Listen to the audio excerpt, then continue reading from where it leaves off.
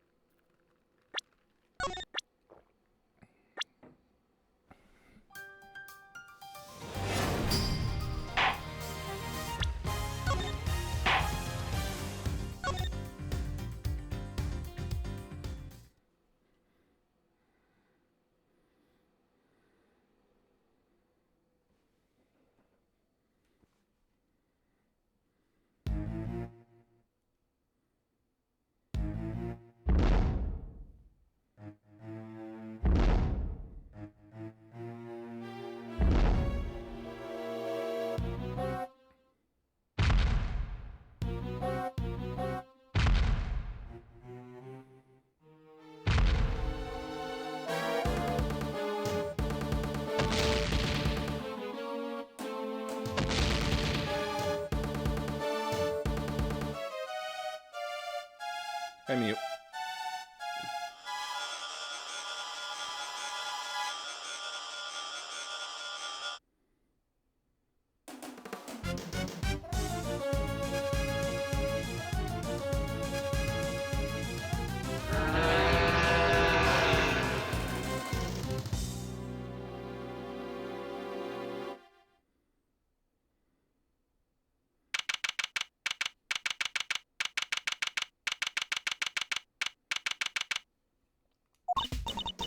So, what's next for the great Miles Edgeworth, huh?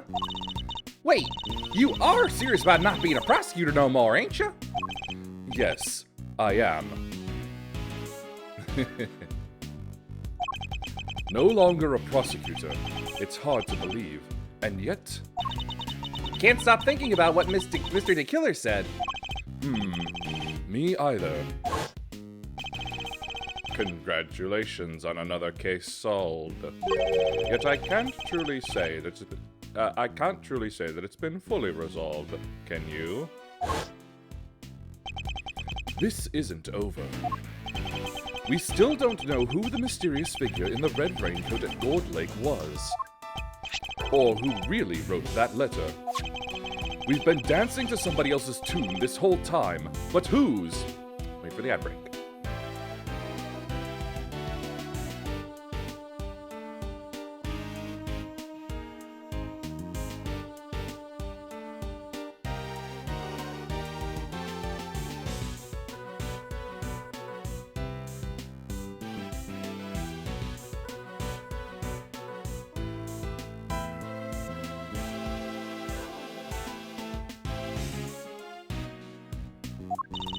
Still can't let it go, huh? You're like a dog with a dang bone. Both of y'all are.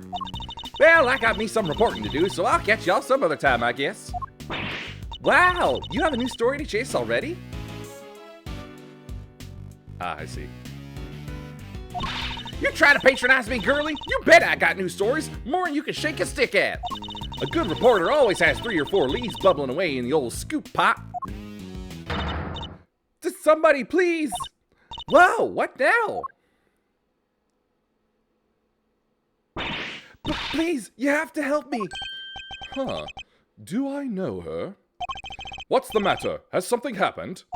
There's a body. It looks almost like a monster might have. A monster? Well, I'll be. Anybody else smell the sweet, sweet smell of scoop soup? This way, hurry. What a run cycle. What's happened now? What indeed? I suppose there's only one way to find out.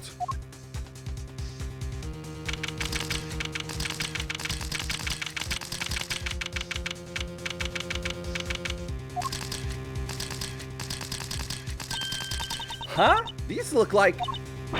yep, footprints! This right here is photo gold!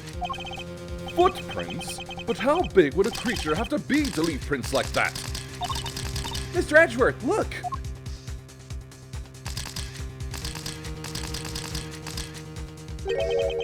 Shilong Lang.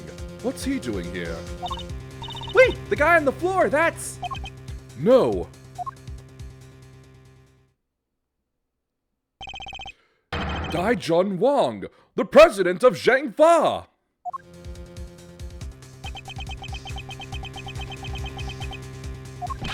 Agent Lang!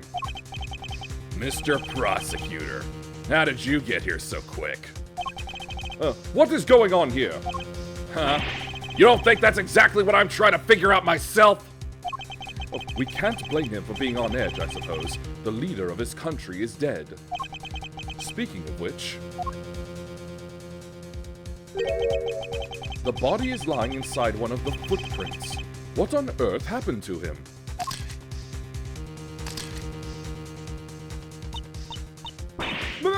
Monster! Monster? What in the heck else do you want me to say, huh? Them right there's monster prints, mister!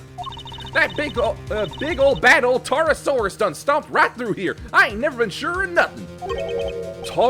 What? And I suppose you mean you are sure? This right here's the scoop to scoop up all the other scoops and bury them 10 feet under. Man trampled by a giant monster. They'll lead with that in every paper from here to Honolulu. Ridiculous. There's no such thing as monsters. Wait. The honor is all mine, Mr. Edgeworth. I am Daijun Wang. Your efforts on behalf of Zhengfa have not gone unnoticed. You averted something of a crisis. You're the assassin we've been looking for! In a sense, yes. A certain someone did indeed hire me to carry out a contract. And that contract did indeed specify that I was to assassinate President Wang. Did he finally manage to? You! Did you discover the body? Yes, that is, What are you doing, Agent Lang? Lang Z says... begin at the beginning, with the first person to arrive at the scene. Well, did you really just discover the body? Yes. Hey, go easy on her. Can't you see she's scared? I don't think he's in the mood to go easy on anybody. Pah! Nobody's getting it easy today. Do you have any idea who that is lying dead over there? That's President Wang, the leader of Zhengfa. Hold it! Please, Agent Lang, you don't seem your usual self, in more ways than one, in fact. When we first met, you had more underlings than I could count, and you were known for your unrivaled arrest rate and your cool head under pressure. Now the underlings are gone, and you've forgotten the fundamentals of police work. What happened? What did you just say? Shouldn't you be looking over the scene instead of accusing the first person you run into? Or is it me who's forgotten the fundamentals? Ah! I don't need you to tell me how to do my job. I was just about to get started. Good. That seems to have calmed him down a little. We should take a look around too, Mr. Edgeworth. Yes, I think we should. At least until the police arrive. I'm not strictly supposed to conduct investigations anymore. Don't nobody need to do no looking around. I done told y'all who this. It was Taurosaurus, or my name ain't Lotta Hart. Wait. Not who did this. What did it? Yeah, that. Are you quite finished? We have an investigation to be getting on with. Step aside, please. You can't order me around no more, mister. You step out of my dangin' ways more like it. Y'all mess with this here scoop of mine and there'll be heck to pay and then some. Excuse me. The woman who found the body. Where do I know her from? You're Mr. Edgeworth, right? Do you remember me? Oh, yes, of course. Met on, that case. No way! You two know each other? Yes, as a matter of fact, we do. From somewhere. Great to meet you. I'm Kay Faraday, Mr. Edgeworth's assistant. Wow, I never knew you had your own adorable little assistant. I'm Penny Nichols. I work over at Global Studios. I'm in charge of props. It's nice to meet you. Ah, of course. One of my old cases involved a murder on the set of the Steel Samurai TV show. She was a member of the crew, and thus a person of interest. Our paths must have crossed several times while it was all going on. And yet, I'd completely forgotten her. It's good to see you again. So, if you're here, I guess that means... That's right, we're here on location filming for Global Studios. It's kind of a big feature, to tell you the truth. I was first in today, wanted to make an early start. But then I noticed something was wrong. The footprints and the body. We'll take a closer look at the body in just a moment. In the meantime, can I ask you to notify the police? Yes, of course, right away. I'll need to speak to her at length a little later. But first, let's go over the scene. There's plenty to look at besides the body. I'll need to examine everything in detail.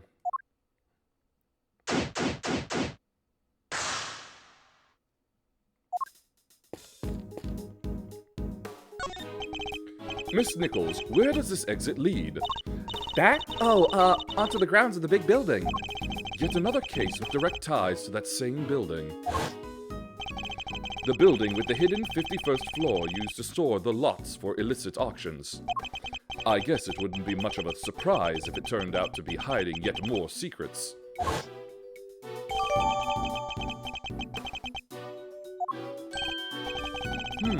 Look at this chain and padlock. Oh, look at that! Somebody cut the chain! They did? I'm sure it was still intact when I left yesterday. I'd say it's possible that this is where the killer entered from.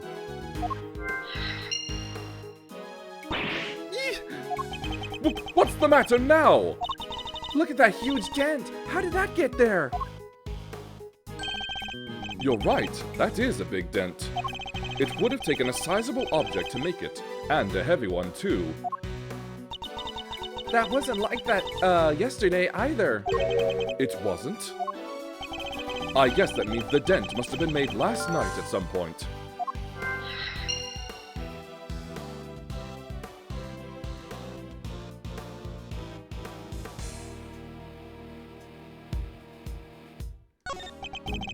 So the grounds of the big building lie beyond this gate. To look at it from here, you think it was just an ordinary building, huh?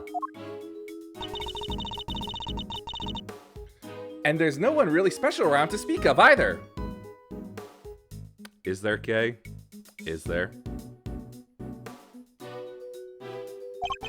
Well, no one from our current vantage point at any rate. Anyway, we don't have time to ponder such things. We need to investigate this entire lot.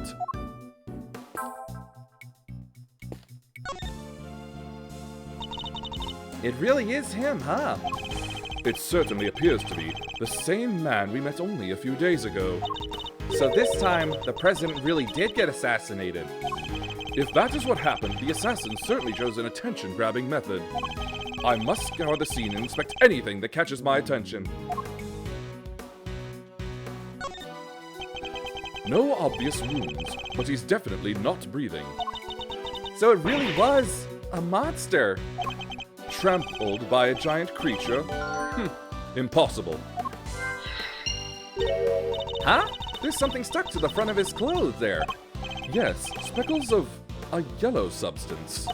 I bet it's monster drool. Yeah, that must be it. Please, Kay, can you at least try to be sensible? We'll need forensics to tell us what it might be. Alright, that looks to be pretty much everything the body can tell us for now. I'd better note it all down.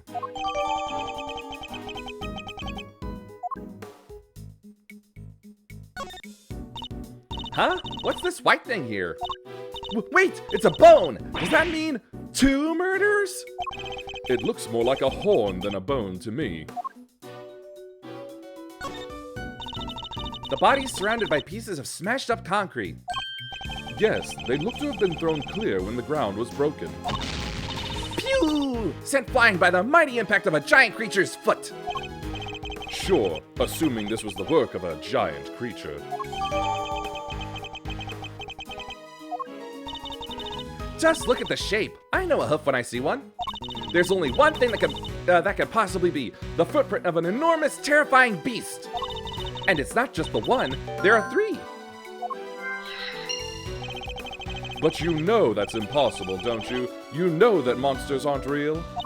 Sure, I probably know that somewhere deep down, but it's way more fun to believe they are. Our job is to pursue the truth, Kay, not to believe what feels most fun in the moment.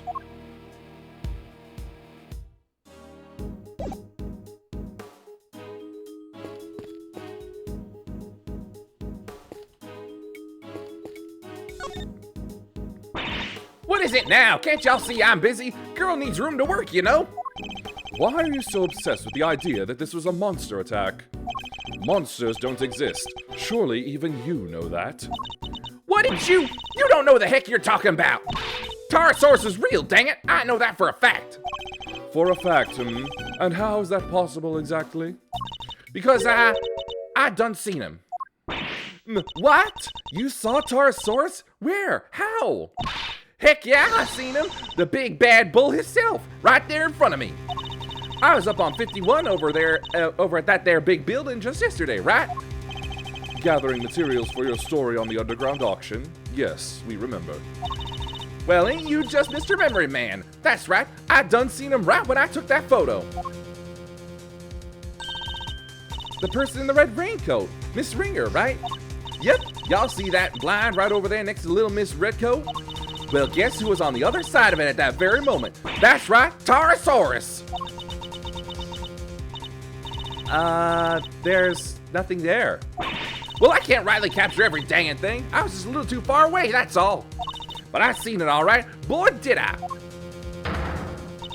Tarasaurus's big ol' eyes staring right at me, peeking right in at that window. A window-peeking monster? Anyhow, I don't got time to be shooting the breeze with y'all. I got snaps to snap, reporters to report. Quit bugging me, will ya? Go on, get 'em. That entire story was ridiculous. You didn't believe a word she said, did you, Mr. Edgeworth? Is it that obvious?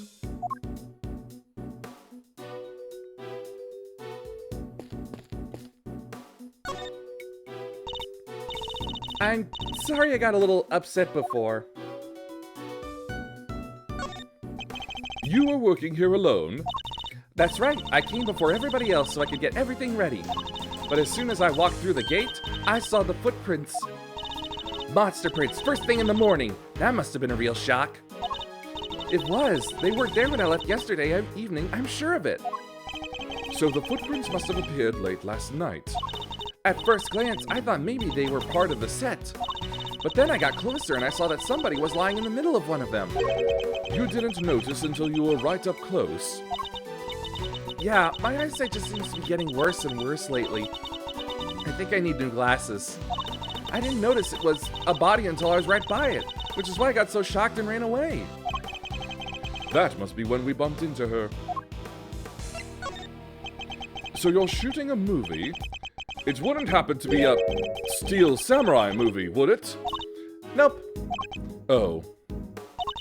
This one's a creature feature. You know, the Tarasaurus movies. You know the Tarasaurus movies, right? I'm afraid not. You'll have to forgive Mr. Edgeworth. He only cares about the Steel Samurai. That's not... Hey, that's alright. Not everyone's a fan, but they soon will be. He's back after 12 years of silence. The big bad bull himself, Tarasaurus. It's the first Tarasaurus movie in a long time, so the crew's super excited about it. And parts of it are set here at the big building, so we've been shooting on location. That explains what we saw yesterday. What's happening here? What's going on with the building? Just stay calm and talk to me, kid. Cut! Cut, cut, cut! I'm so sorry. We're shooting a movie. Could you, That must be what they were filming. So does Tarasaurus smash the big building to pieces in the movie? I bet he does, right? Wouldn't you like to know? But you'll just have to wait to find out in the theater. Here, you can have this if you like. Oh, thank you. An epic rivalry is born. Taurosaurus versus Gordy. Gordy? Huh. That's right, it's not just Taurosaurus on his own this time around. He has an arch nemesis. You know Gordy, right? The monster from Gord Lake? Oh yeah! Wasn't everybody talking about that a couple of years back? The mysterious creature in the lake. It showed up in that one couple's photo. Not only were people talking about it, it played a major part in one of my cases. Not a name I'm too wild about hearing again. The director's fascinated by the stories, which is how Gordy wound up in the movie. A little behind the times, but better late than never, I suppose. Just wait till you see those two legends tearing into each other on the big screen.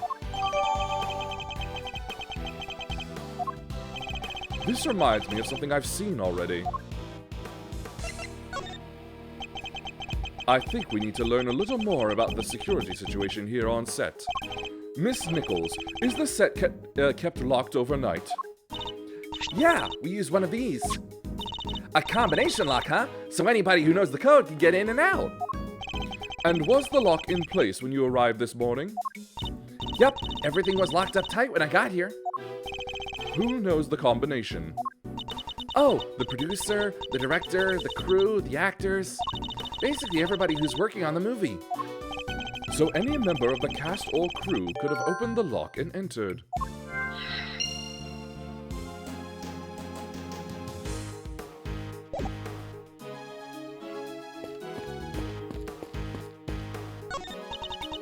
What's this big metal stick thing? Is it for climbing trees or something? No, it's a camera crane. It's used for filming from an elevated viewpoint. There's no camera currently attached, but it would usually be positioned at the top there. Gotcha. Sounds perfect for casing a place before a burglary.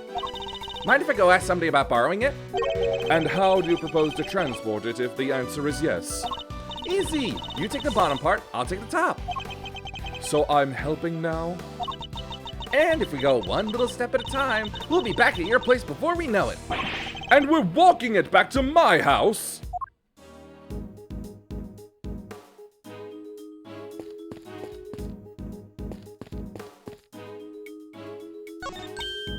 Hey, these are the plastic sheets you can put down when you have a picnic. They're plastic sheets, that much is true, but I don't think that's what they're used for. Want me to explain, Mr. Edgeworth? Those are waterproof sheets. We use them to protect the camera when it's up on the crane. If it starts raining while we're shooting, we can just cover her up and keep going. I see. So they must be pretty big, right? Oh yeah, they have to be able to cover the whole rig. Wouldn't be much point using them otherwise. The weather was pretty patchy yesterday, so we wound up using them quite a bit.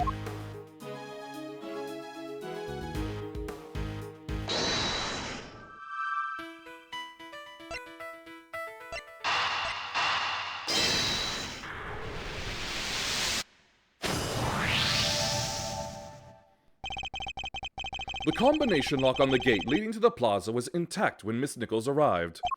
But the lock on the gate leading out to the side of the big building had been cut. What does this tell us? Easy! That the killer used the side gate.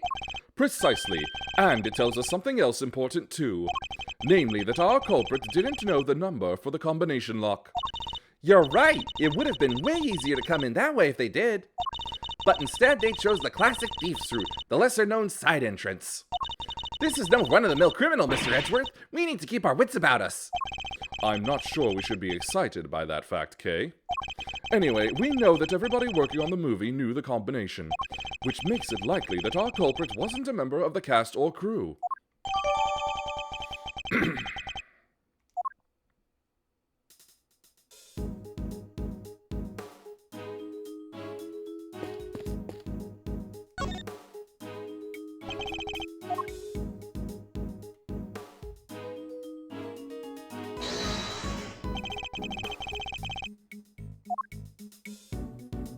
Eureka! This could be one of Taurosaurus's horns, couldn't it? You're right! It totally could! Maybe it's part of a prop from the movie? If it was, it must be from something pretty big, judging by the size. What's it doing on the ground here? Here, we should ask one of the crew. Maybe they'll know.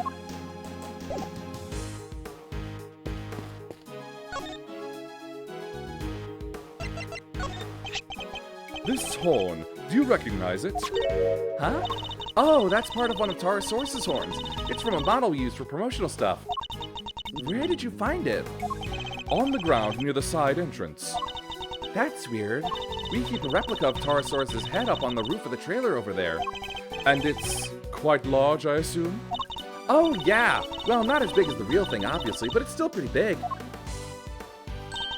It's just up there. See it?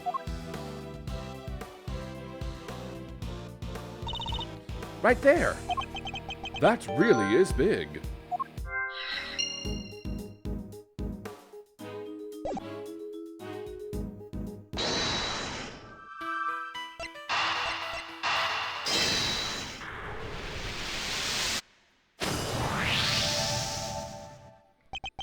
Both the dent in the fence and the broken horn weren't there yesterday, according to our witness, which leads me to wonder.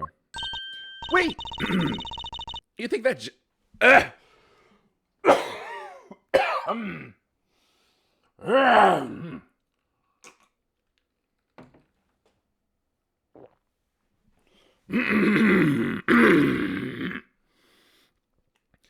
You think that giant Taurosaurus head could have...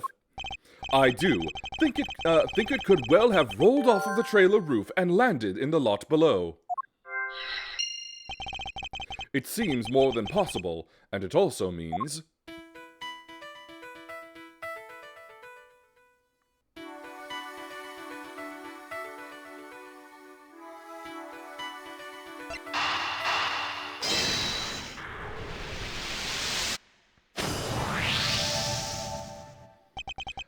There's no sign of a murder weapon anywhere. Oh yeah, there isn't. Now, this is still only a possibility, but if the Taurosaurus head somehow fell from the roof up there... Yeah, that could kill somebody for sure. Miss Nichols, would you mind if we took a look up on the roof of the trailer? You want to go up there? Sure, I don't see why not. Knock yourselves out. Oh, but don't do that literally. The steps can be kind of slippy.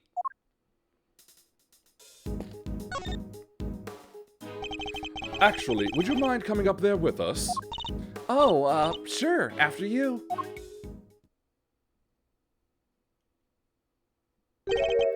So this is the mighty Taurosaurus. Huh? He looks different from before. Here, he's way cooler on the flyer. What's with the weird nose ring on this model? Oh, I forgot. You two aren't Taurosaurus fans. This is the original Taurosaurus design from 12 years back. Huh? So, what's the one on the flyer? That's the all-new Taurosaurus. They gave him a makeover specifically for the movie. He looks so much more contemporary now, don't you think? A makeover? He's totally different. This one's... it's just... a cow. Well, he is just a cow. Or at least he was originally based on a cow. He's a monstrosity. Monstrosity? Yeah, the cow, man's best friend, reimagined as a terrifying monster. It totally makes you think about our whole relationship with nature, right? That was the original concept. I think the concept might be a little lost on me. Me too, I'm afraid.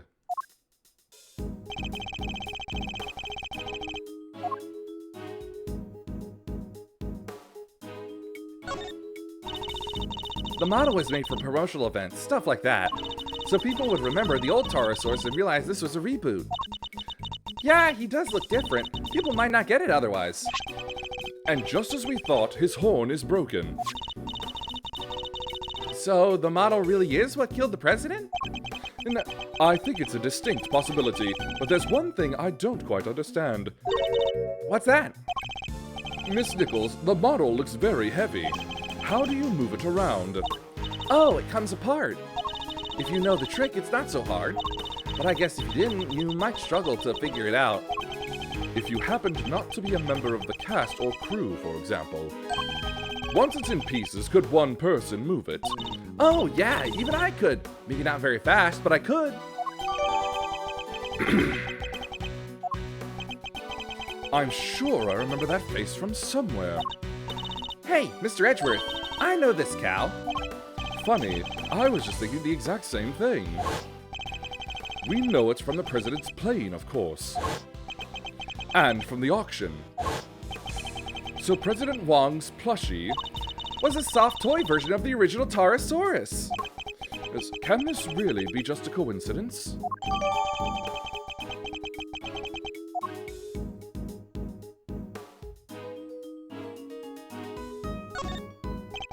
It's a wooden table, sadly collapsed. Parts of it are badly scorched. That's weird. The head should be on that table. Look, but the legs are broken. Guess Tarasaurus is going back on there now. The scorch marks look particularly bad with the legs snapped off. I think there might have been a fire up here. Do you think that's what happened to the legs?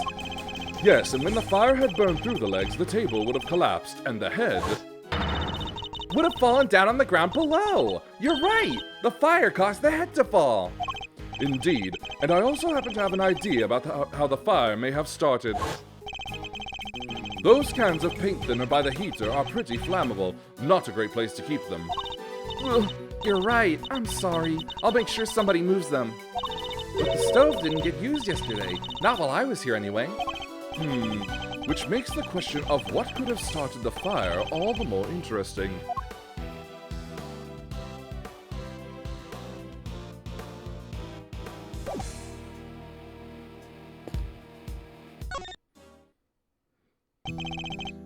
So, Mr. Prosecutor, we meet again.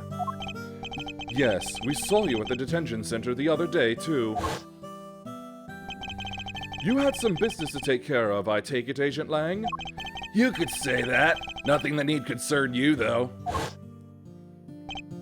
Pah! Yeah, you really have a habit of showing up at the wrong place at the wrong time. You're a bad penny, a bad omen, and a bad smell all rolled into one. Just stay out of my way, okay? I've got a president to avenge. You were already at the scene when we got here. Why? What were you doing in the area? What am I, a suspect? You might be. Look, I heard a scream and came running, okay? Guess it was our friend from the crew. Came in from that gate over there. Somebody already got rid of the lock for me. Not completely. I can still see it on the floor there. Perhaps I should take a closer look. When I got here, I saw a movie girl running out of the other gate.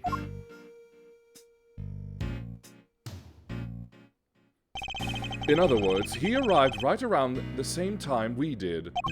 So you had business here at the big building? Something like that. A date with destiny, let's call it. He was similarly enigmatic when we saw him at the detention center. Let me guess, you're a huge Creature Feature fan, so you came to see them filming the Tarasaurus movie? Creature Feature? What do you think I am? Not the type of person who thinks a creature might have done this, I hope. I'm sorry about the president. You have my deepest condolences. Thanks. He was a great man. Zheng Fa will be lost without him. You and he were close, correct? It all started when he hired my father. That was our big break. Our family kept him safe. That was our most important duty, and our most sacred. He gave my father medal after medal. They had to come up with new ones just for him. In the end, there were no medals left to give, so he made us the keepers of his last will and testament. Those medals, that duty, they're our greatest pride, our family jewels. Gah, never thought we'd be unsealing that will so soon. Wow, it sounds like your family and the president were super close. But wait, when that whole thing happened back at the lake, you weren't with the president then, right? Look, a lot happened, okay?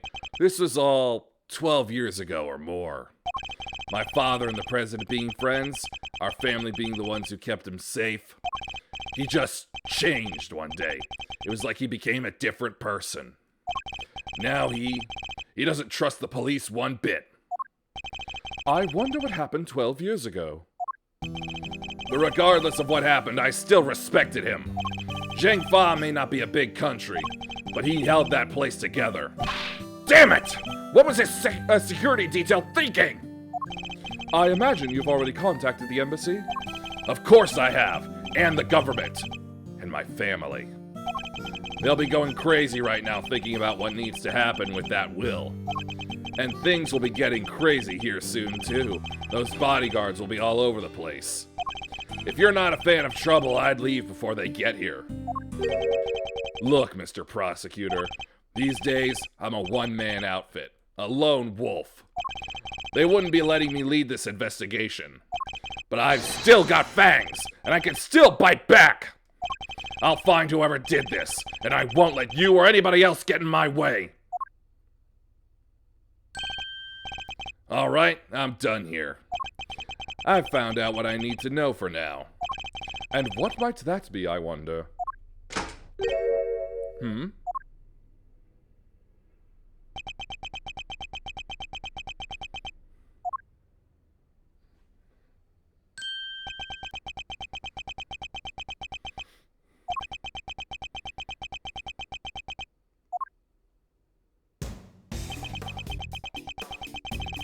Move, old man.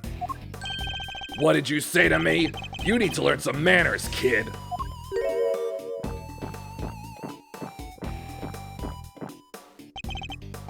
No, you need to learn when you're in the way. Quit whining and get out of here.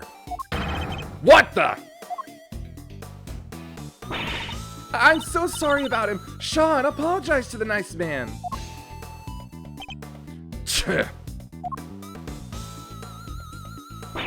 Come on, Sean. You know you can't speak to people like that. Whatever. Who the heck was he? A policeman, that's who. Why would you antagonize him like that? I thought there was going to be trouble for a second there. I don't think I've ever seen anybody stand up to Agent Lang like that. Oh, let me introduce you all.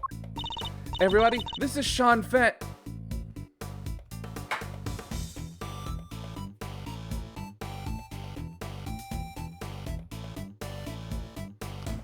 I may hate this proper localization name the worst. Like, the fan John Marsh was fairly generic and all, but you're seriously going to name this guy after Sean Penn? God damn it. He's the star of the movie we're making. The star? This little boy? Hi there, I'm Kate Faraday. It's great to meet you. Sean, this is Miles Edgeworth. He's a prosecutor. A prosecutor? That's right, and a pretty famous one at that. If he's a prosecutor, where's his badge? He certainly doesn't pull any punches. Oh, you, might not want to get too close, Sean. She's right. It's no sight for a child. But he's involved in all this nonetheless. I'll need to speak with him.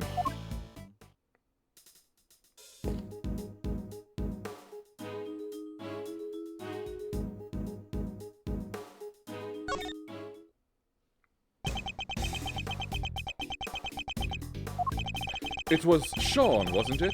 Do you mind if I ask you some questions? Are you really a prosecutor? You just look like an old guy to me. I am. Old guy? Charmed, I'm sure. Badge first, then we talk. I don't have my badge right now. And how do you expect people to believe you're a prosecutor? Ooh, he's not the friendliest, huh? You want me to try talking to him? Why not? I doubt it can hurt. I never was good with children. So, you're an actor, right? You're an actor, right, Sean? Yeah, so what? That's amazing! You're so cool! It's not that big of a deal. Kay's approach seems to be having an effect. So, those horns of yours. Yeah, what about them? Oh, those? The makeup department made them. The character he plays is a special psychic link with Tarasaurus. And the horns allow him to communicate with his giant friend. Isn't that right, Sean? Just shut up, will you? They don't need to know all that stuff. Sorry. Well, the power dynamic here seems pretty obvious. Still, that's kind of amazing, huh? The lead character in a movie? While you're still in elementary school? That's crazy. Oh.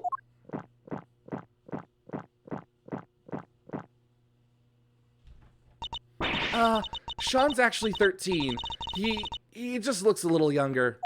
What? But look at him. He's so little and cute. And the backpack. I just thought the backpack's part of his costume. He's playing a role, remember? Yeah, I guess he is, huh? But he is kind of small, you have to admit. We try not to talk about that too much in front of him. I said stop telling people stuff they don't need to know!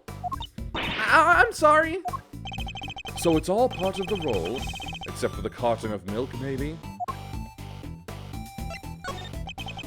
The dead guy. That's the president, right? Yeah, you knew him? A little.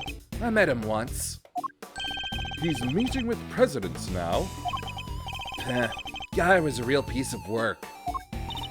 Hey, you can't say that. It's not nice. What was so bad about him anyway? Huh, don't want to talk about it? Fine, I guess. President Wong was working with us on the movie. Working with you? How exactly? He had a part, just a cameo, nothing big. So he came to look around the set one time. That would have been when Sean met him. Why put the president in your movie? We heard he was a huge fan of the original Taurosaurus. So the studio offered him a little role. They figured it would be good PR. Last thing I need is amateurs on my set. I told you before, Sean, you can't talk about people like that. And I told you to shut your mouth! I guess he's none too thrilled about the idea of performing alongside non-professionals.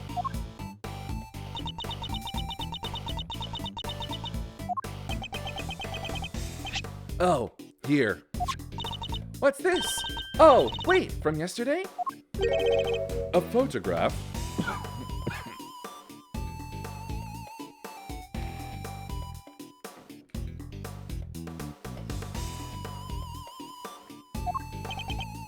Yeah, I just got them printed. You can keep it if you want. Wow, it's such a great picture. And you brought it especially for me? That's so kind, thank you. No, I just happen to have a spare, that's all. I hope you don't mind me asking, but can we take a look too? Oh, sure, here. So it was taken yesterday. No footprints, and certainly no body.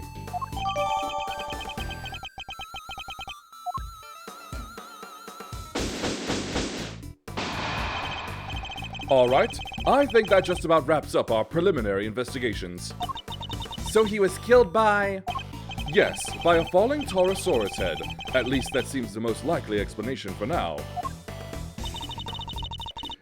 It came down right on top of him, huh?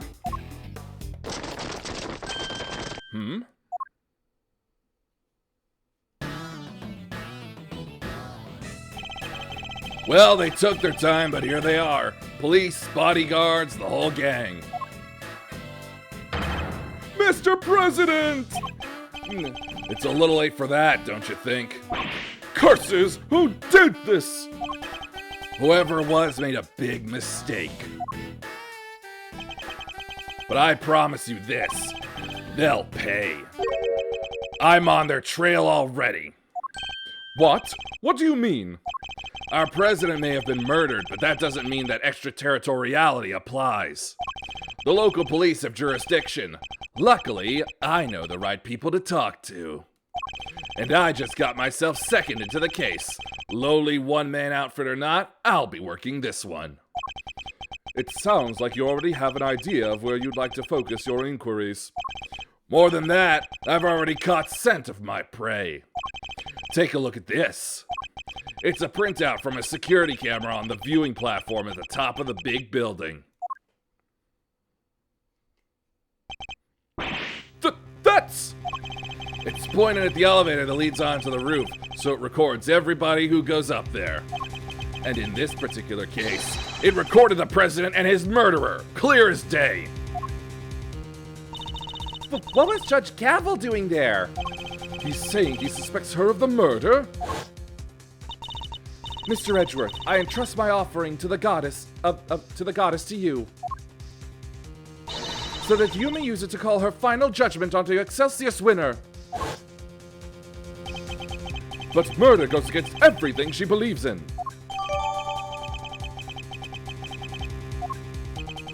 Agent Lang, perhaps you could explain your thinking on the matter a little further?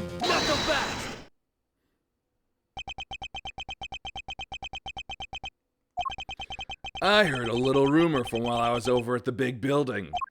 It was about you, Edgeworth. You're not a prosecutor anymore, are you? Which means you don't have jurisdiction here. But you want to cross-examine me while I explain my thinking? Why would I agree to that? Curses! Hey, don't be like that. You were the one who was just talking about being a lonely one-man outfit. You know what? Maybe it should be you explaining your thinking to me. How come, even though you're not a prosecutor, you're still sticking your nose into this case? It's a valid question. Why am I still here? Perhaps I can clarify that with a question of my own, Agent Lang. Why are you so desperate to catch the person who murdered President Wong? Because above all else, you're an investigator, correct?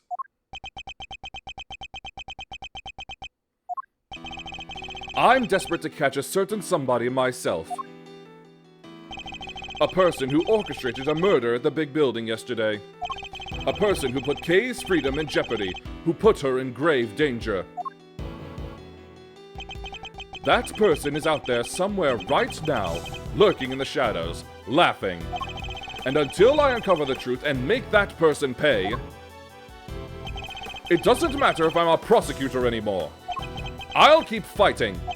Find the truth, and don't give up until you do. That's a rule I live by.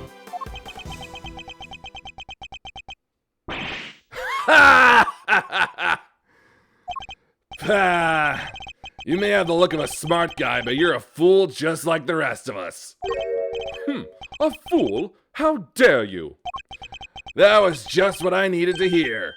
Fine, you're in. I've lost my minions and you lost your fancy title. But it seems neither of us is prepared to give up on this investigation. Now, seeing as we're both so stubborn, how about we go head-to-head and thrash out the details? I'd be honored. But be warned, I won't be going easy on you. I have an assassin to catch. And not even you're going to get in the way of that. Of course, I would expect no less. Let me show you the truth I tore from this case with my bare fangs. All right, so this judge friend of yours met the president up on the roof. And then she pushed him, and he landed right here. This all happened the night before last. The people had all been cleared from the viewing platform, so it was just the two of them up there. And that pretty much sums it up. No doubt about it, she killed the president! They were there completely alone? No bodyguards? None. I checked. His security detail had no idea he even went up there. He must have gone in secret.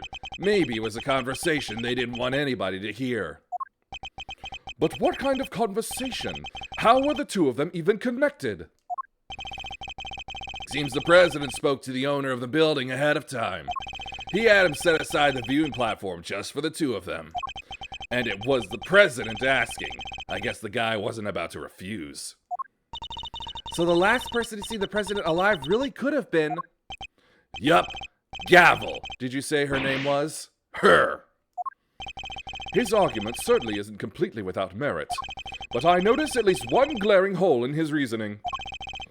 That's where I'll need to focus my counterattack.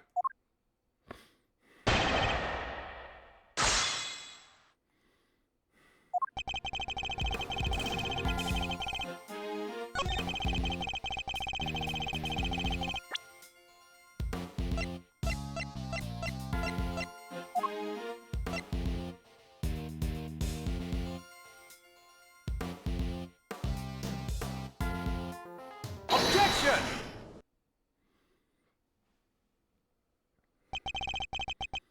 Shi Long Lang, former star agent of Interpol. How the mighty have fallen. What? Take a look at this picture. It's a behind-the-scenes shot of some of the cast and crew. Look at those smiles. Well, maybe not Sean's, but you know what I mean. And it was taken only yesterday. What? If Judge Gavel really did kill President Wong the night before last, the body would have been clearly visible in the background of this picture. What? Perhaps you should have taken a little more time to speak with those involved. After all, thorough witness interviews form the basis of any good investigation, as you should know. Ha! I don't think I've ever seen you so happy, Mr. Edgeworth. You really do love backing your opponent into a corner, huh? Ha! Fine, you got me. I must say it's been a while. I almost missed it. Perhaps if you tried to stay a little calmer while conducting your investigations in the future. Don't push your luck, Edgeworth. Langsy says, "The righteous anger of a wolf lasts 100 years. I won't be calming down anytime soon, not until we've caught the president's killer." I want the same thing. We all do. Nonetheless, the body appeared last night. You have to accept that now. And there's one other thing you'll need to accept. The president didn't die from a fall. That's right! He was crushed by the falling head of a giant monster! The incident occurred here on the movie set, not at the top of the big building. Not so fast! Says you, but that's just your theory. I'm not about to give up my own because of it. But it literally can't have happened the night before last. We just proved that with this picture. Did you? What if?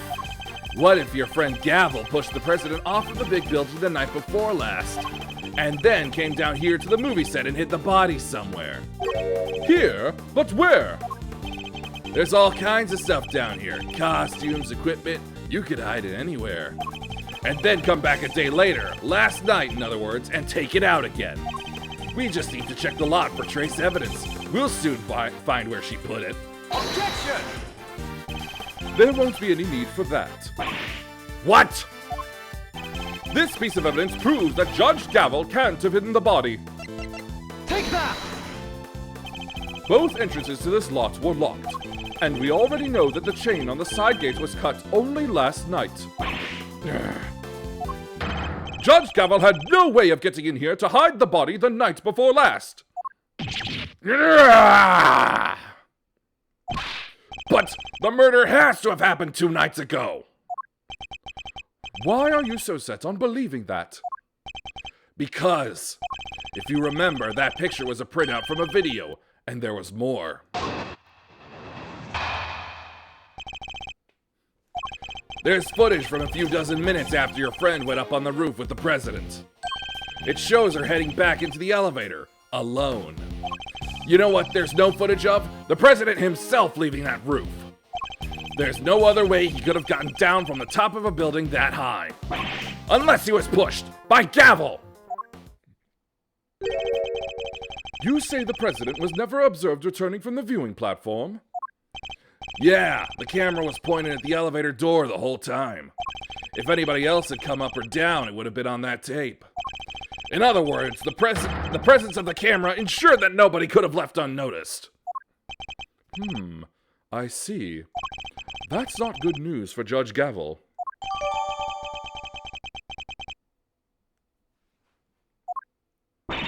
Vanishing from a rooftop hundreds of feet in the air? Yeah, that's a tricky one, all right. Indeed, even the Yatagarasu can't actually fly. Well, not yet anyhow. Just need a little more practice. Please don't tell me you think you can learn.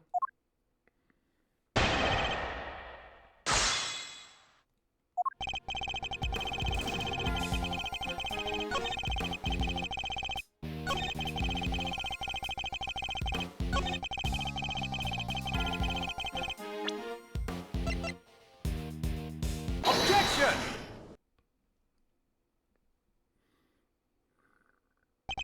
Actually, there was another way. Apart from the elevator? What do you mean? You're not about to tell me he flew? He didn't need to. It was much simpler than that. Assuming the president knew that what we know, of course. Namely, that the big building has a hidden 51st floor. What? That's right, a hidden floor. With a hidden entrance on the rooftop. If he left that way, he wouldn't have needed to ride the elevator. What? But you said it was hidden, right? That it was a secret? How would the president even know about it? It's an interesting question, and one I don't have an answer to just yet. For now, this is just a theory. So, what are we talking about exactly? What is this hidden floor of yours? Sounds like the kind of place your little ninja friend would happily spend time in. No, I hate it there. Don't make me go back. Unfortunately, Kay's memories of it are far from happy. There's a secret storeroom up there where they kept the lots for an underground auction. The whole sordid scheme was uncovered just yesterday. An underground auction?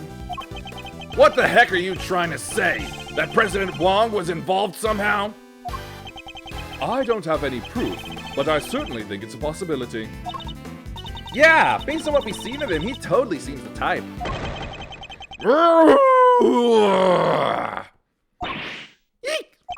He'd never do that! Not the president! Illegal underground auctions? No! He'd have nothing to do with it! Nothing! What's gotten into him? I hope you two are feeling lucky, because when people start saying stuff like that, I start biting! Eek! Huh, she ran away. You know nothing! Neither of you! You have no idea how much the people love him, how well respected he is! Is that really true? I guess we know what lurks behind that seemingly respectable public face. But the people of Zhengfa clearly don't. I wonder if I should tell him the truth about his beloved president. No, what good would it do? It would only upset him more. Forgive me, Agent Lang. I didn't mean to upset you. We spoke out of turn, both of us. I can only apologize. Apology accepted and reciprocated. I'm sorry I got carried away. It's all right, Kay. You can come out now. Sorry. It's fine. It's not you I'm upset with. It's the animal who killed the president. Well, ain't you just a fine figure of a man? All patriotic and such. Gotta tip your hat to that sort of thing. What are you talking about? Well, I got good news for you, Mr. Patriot. Real good news. What? Ain't no way in heck your pal president moseying on downstairs via 51. Really? I was hunkered down in that there storeroom the whole dang time. I was peeled like oranges. Of course, she would have already snuck in by that point.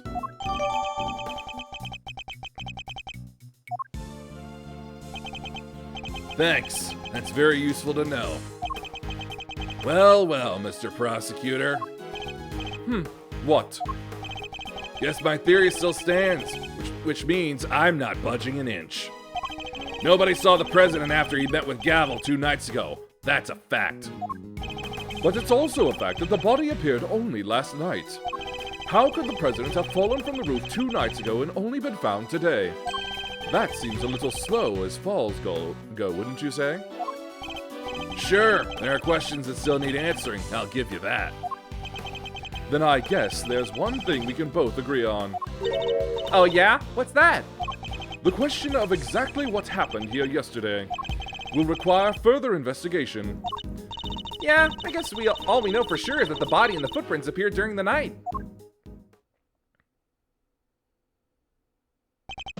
Agent Lang, we'd like to hand the body off to the coroner if you don't mind. Fine, he's all yours. Just take care of him, okay? Oh, one last thing. What? We found footprints near the body. I mean, footprints in the footprint, if you will. Little ones in the, big one. Human footprints in the monster print. Interesting. And what kind of prints?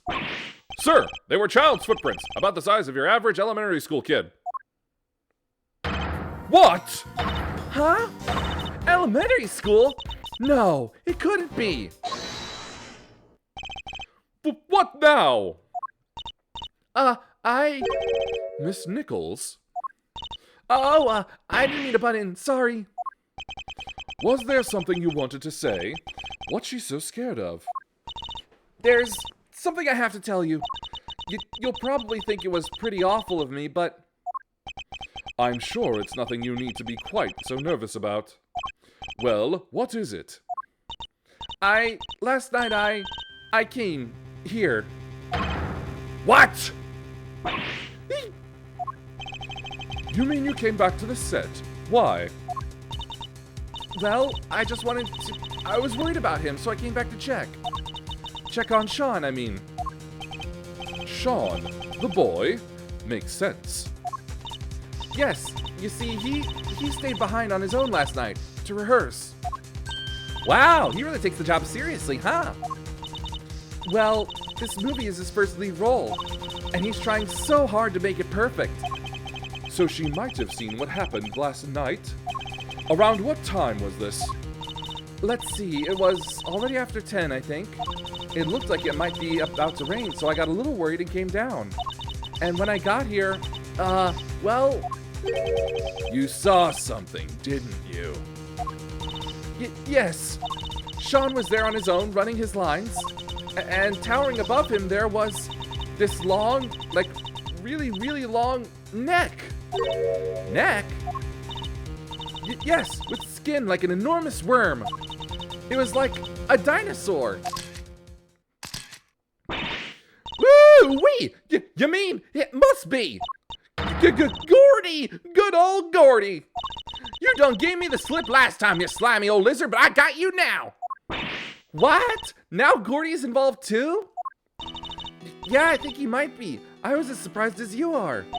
Although, I guess Sean was practicing being a kid who could communicate with monsters.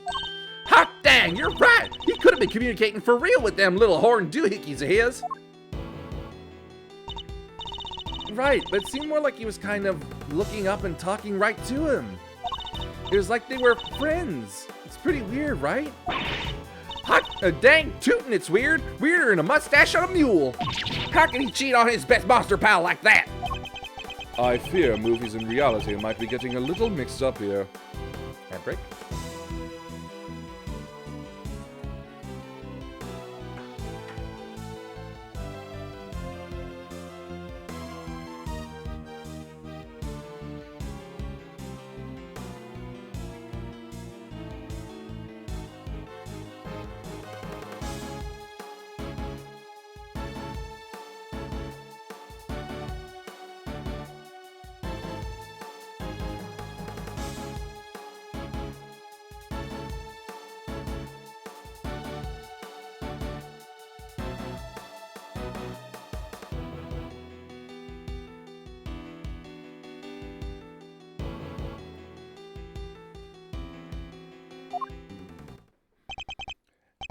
And you're absolutely certain that's what you saw? Oh yes, but only for a moment. I was so shocked I just turned and ran. Well, how about that, Mr. Prosecutor? Another mysterious beast to contend with. Don't tell me you believe this nonsense, Agent Lang. The monster angle's neither here nor there. But I think we have a pretty good idea now who we need to speak to next. Young Mr. Fenn, if he really was here last night, then there's a good chance he saw something. My thoughts exactly. The prosecution calls Sean Fenn to the stand. Sean ran off just a moment ago. What? We need to get after him.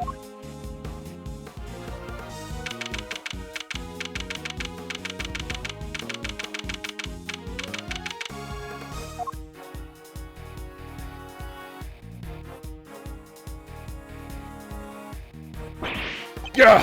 Where the heck did he go? Maybe he just went home. You're right. They won't be doing any filming today after all. Sure, or maybe he went on the lam. Nah, you're just overthinking things, Shirley. He's a child, Agent Lang. There's no way he killed the president. Not on his own. And who said he was on his own, huh? Maybe a monster gave him a hand? Maybe he summoned one of his creature feature pals to help him? Yes, very funny. I'm not saying the kid did it. Not for sure, anyway. Not yet. But he's our most important witness right now, and we need to find him.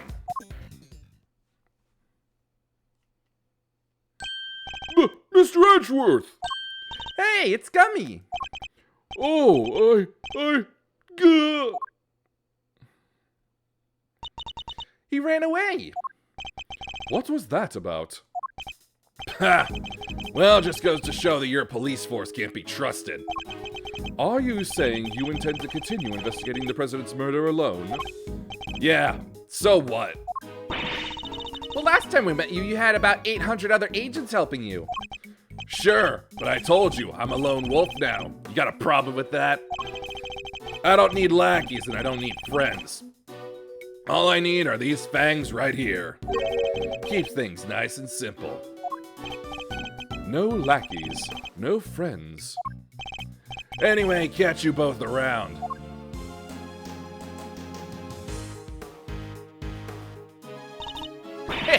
Things just got interesting. And it sounds like I got my work cut out for me. 2 big beasties on the prowl? Hoo-wee! It's raining scoops. If I don't catch at least one, I ain't no shutterbug worthy of the name.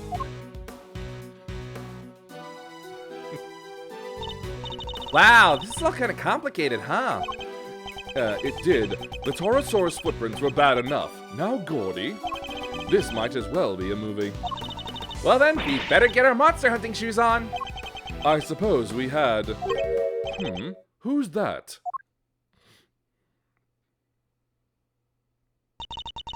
That's one of Agent Lang's old team. We've come across a few of them on previous cases, but this one's on his own. Excuse me. Oh, Mr. Edgeworth. Long time no see. How come you're not with Agent Lang? Shifu? He's not technically my boss anymore. Really? What happened? You remember that case from a month or so back? The Yatagarasu case. How could we forget? He made kind of a big mistake there. Came about as close to aiding and abetting a serious criminal as you can't come and still keep your job. Indeed, I guess that was pretty close. Well, being Shifu, he took full responsibility, so they disbanded our team. Wow, that's harsh. But it explains why he's now a lone wolf, as he puts it. So, what are you doing here? Well, to tell you the truth, I was worried about him. I think he's been chasing ghosts. Ghosts from 12 years ago, to be precise. 12 years ago? What does that mean? Sorry, I already said too much. I'd better be on my way. These ghosts of Agent Lang's, could they have something to do with the case we're currently investigating? Well, looks like everybody left except us. What do we do now? Good question. Miss Hart went off monster hunting, and I guess Agent Lang is busy trying to track down young Sean. Perhaps we should try investigating another angle. What kind of other angle? Somebody needs to get Judge Gavel's side of the story. Oh yeah, you're right. What did she say again? Please forgive me, but I had better be on my way. I'm to preside over the trial of Fifi Lagarde in a bit. I guess the trial will be beginning right about now. Indeed. I think we'd better head down to the courthouse, don't you think? All right, let's go.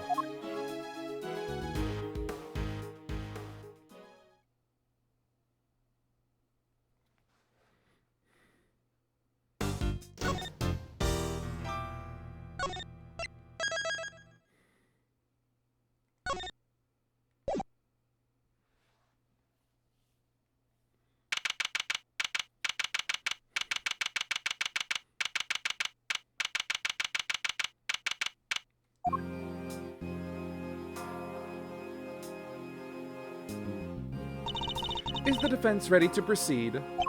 You bet. Bring it on, Big G. The prosecution has been ready for some time. The original attorney in this case, Rosie Ringer, was murdered, while the original prosecutor, Eustace Winner, has disappeared. So Fender and Franziska have taken over in their places. Very well. Let me begin by apologizing for the delayed start to these proceedings. The crime we are here to adjudicate took place in a prison, an institution of the judiciary. What's more, the fact that the defendant was the warden of said prison carries grave implications.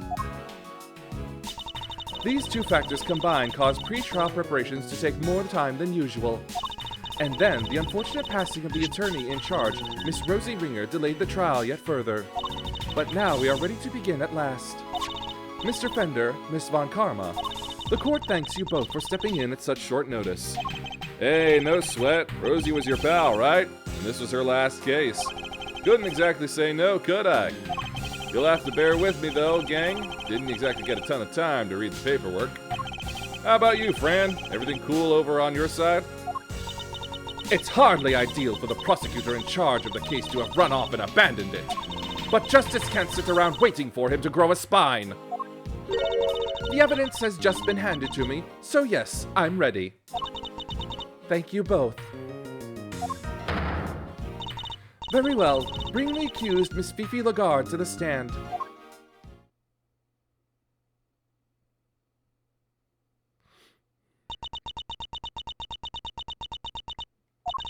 I invite the prosecution to make its opening statement. All right, the accused was... Let me stop you right there, darling. What is it, Miss Lagarde? Oh, I was just wondering if you could tell me something. That something being why on earth I'm here. Perhaps the opening statements will clarify that for you. But will they, dear? Really? Fine, carry on if you must. I fully intend to, if you can stay quiet for one moment. The murder in question happened at the prison where Miss Lagarde worked as warden.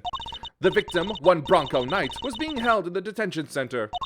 But the prosecution's case will show that Miss Lagarde took him from the holding cells and murdered him.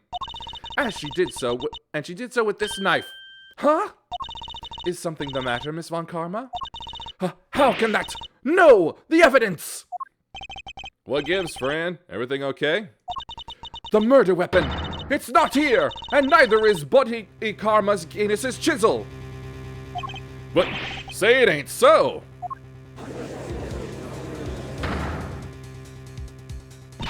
Silence! Silence! Miss Von Karma, explain yourself. I wish I could, Your Honor. No murder weapon, Now what exactly are we all doing here? Really, darling, you shouldn't volunteer to prosecute a case if you can't even keep the evidence safe. I can only work with what the previous prosecutor gave me. Little boy winner strikes again.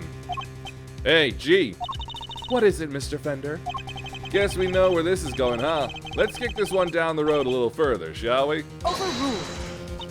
The court hereby denies the defense's request. What? Don't be like that. What's the dealio? She's absolutely right, of course. We simply can't have any more delays. Let's get on and show everybody how wonderfully innocent I am, shall we? Objection! Innocent! I'll thank you to take this seriously. Oh, but I am, darling, and you don't have any evidence. You just said so yourself. In the courtroom, evidence is everything. Haven't I heard that somewhere before? And without any, you can't charge me with anything. Isn't that right, Verity, darling? It is. What?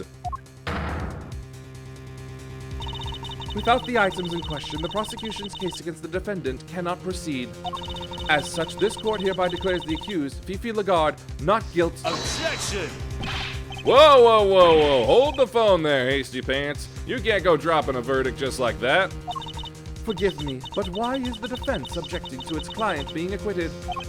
Don't be cute, kiddo. You know as well as I do that little Miss Warden over there is guilty as all heck. And as for the murder weapon, you were right there when we found it. Mr. Fender, It is incumbent upon this court to see that fair judgment is afforded to all.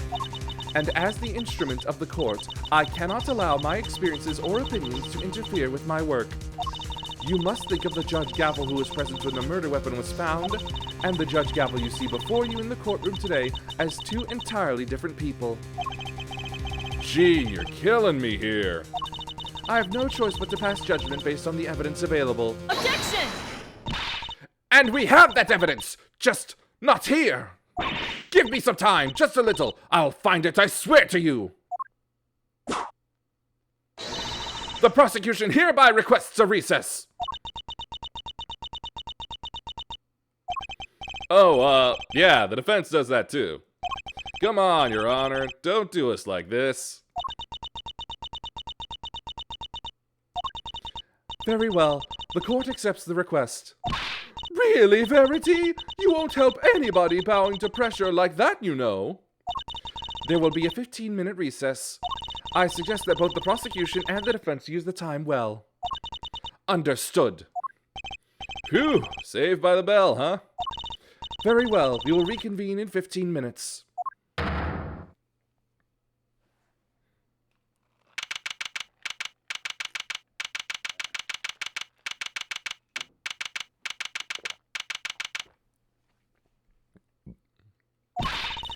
But we did totally find that knife, didn't we, Mr. Edgeworth?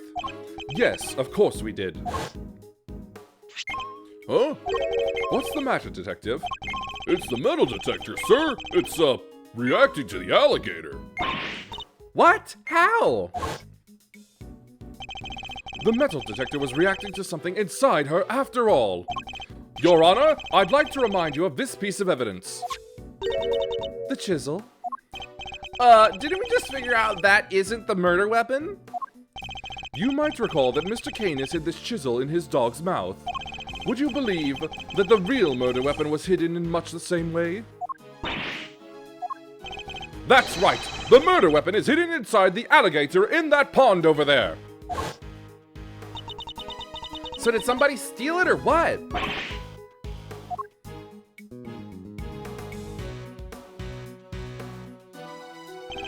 Miss Berry, Mr. Saint, are you here to watch a trial?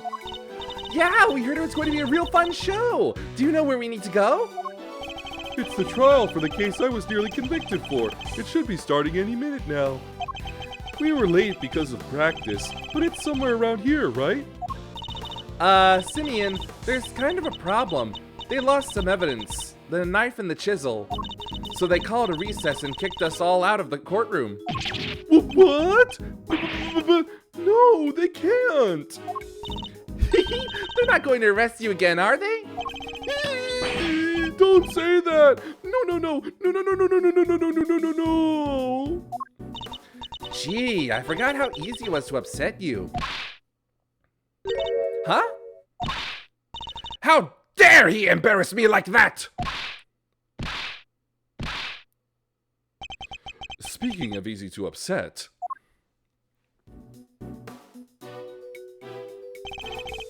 Francina, Franderella, chill, okay? Just chill. Come on, put the whip away. That's it. That idiot of a so-called prosecutor! I'll find him and I'll make him eat whip for breakfast, lunch, and dinner! Yee!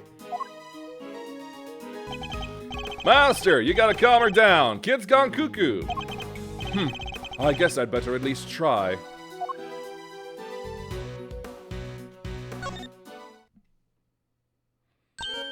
Oh, it's you. Good morning, Mr. Ex-Prosecutor. Franziska. You shouldn't be here, you know. You're not in the right line of work anymore. You should be at home planning whatever it is you mean to do with the rest of your life. What are you going to do, Franziska? You only have 15 minutes. Don't you think I know that? And wipe that infuriatingly reasonable look off of your face. You're like a news anchor calmly reading the news or something. And it's utterly exasperating.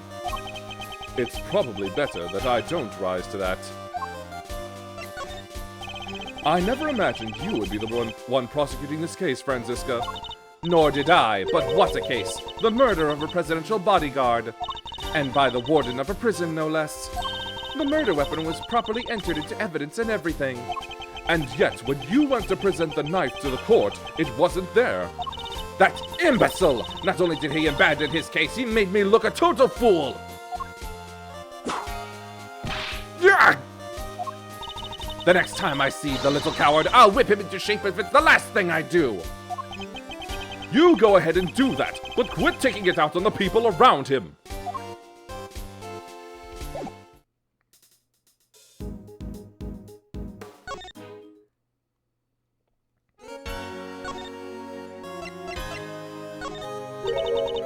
This is the president of Zhangfa? It is. Dai Jun Huang himself. His body was discovered just a short while ago. But what? There must be some mistake. There isn't. I saw it with my own eyes. It's true.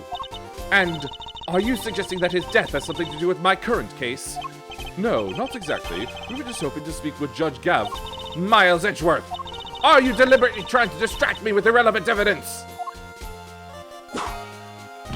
Yeah! I'm sorry. I shouldn't have shown that to you. What? So you're saying you're going to start hiding things from me now? No! I can't say anything right.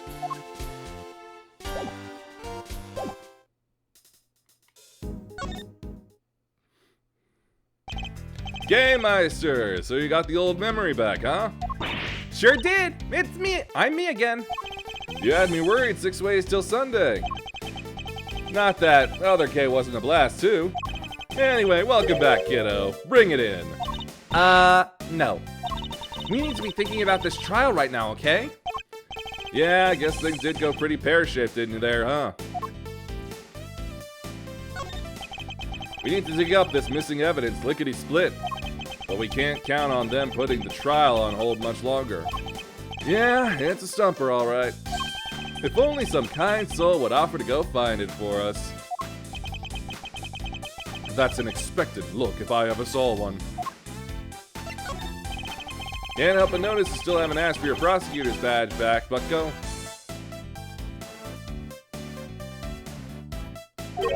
Finally decided to come walk the path of righteousness with me and your old man, huh? The committee has my badge, that much is true, but I haven't given it up just yet. I'm still not ready to walk in my father's footsteps. No? Well, it's not like there's a deadline. You do for as long as you need. The old family office will be waiting to welcome you with open arms when you're done. Thank you, Fender. Yeah, if only somebody would go sniff out that evidence for us.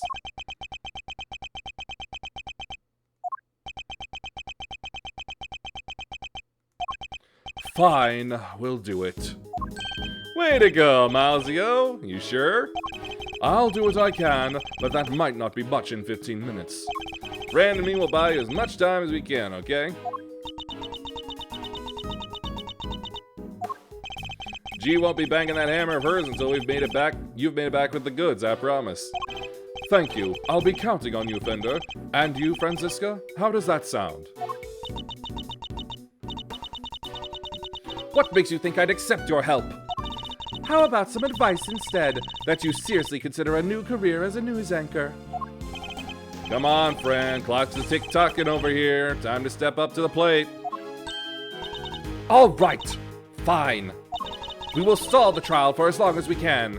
But you'd better get your ex-prosecutor behind in gear.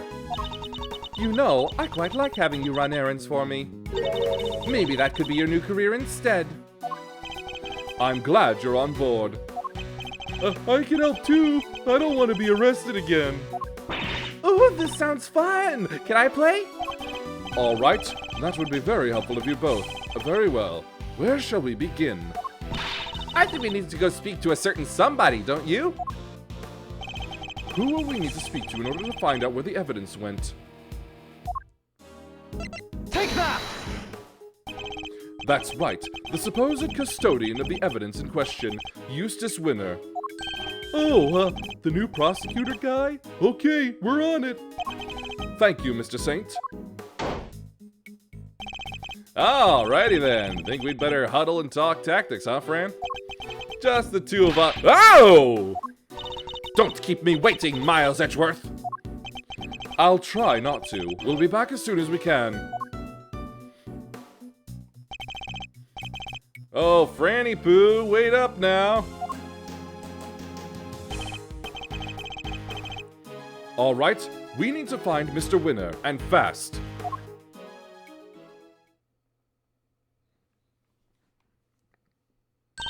Wow! Judge Gavel. Ah, Mr. Edgeworth, a pleasure as always. A pleasure? How is it a pleasure? And what was all that about? What all that about just now? Kay, stop it! But Judge Gavel knows that horrible woman is the killer. Why the heck would she? Evidence is the only language that the goddess of justice understands. My own personal thoughts and feelings do not come into it. Is this all Judge Verity Gavel is? You may believe my way of thinking to be heartless, but it is my way. To be this hard and unforgiving? There's something I'd like to ask you, if you don't mind. Please, go ahead. What were you doing on the roof of the big building 2 nights ago? The roof? You met the president up there, didn't you? We've seen security footage of the two of you. And is there something wrong with that? Only that his body was discovered this morning, right next to the very same building. What? I think you understand what I'm getting at. You're considered a suspect. What happened between the two of you? Nothing. We simply talked for a few minutes. And when we were done, I left. I took the elevator back downstairs alone. That much we know to be true. As I said, we've seen the footage. And what business did you have with the leader of a foreign power? I'm not at liberty to say.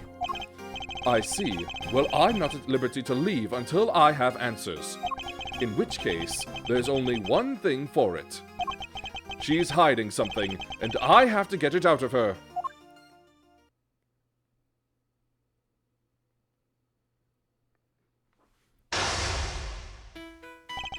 Judge Gavel met with the president of Zhangfa the night before last.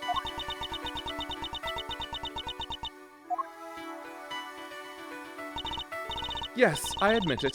We met on the roof of the big building. But it was simply to discuss professional matters. Matters that I am not obliged to discuss with you. I'm clearly going to have to work hard to get past her professional defenses. If she puts up too impenetrable a facade, I'll probably be better off biding my time. I should start by asking what she met the president to talk about.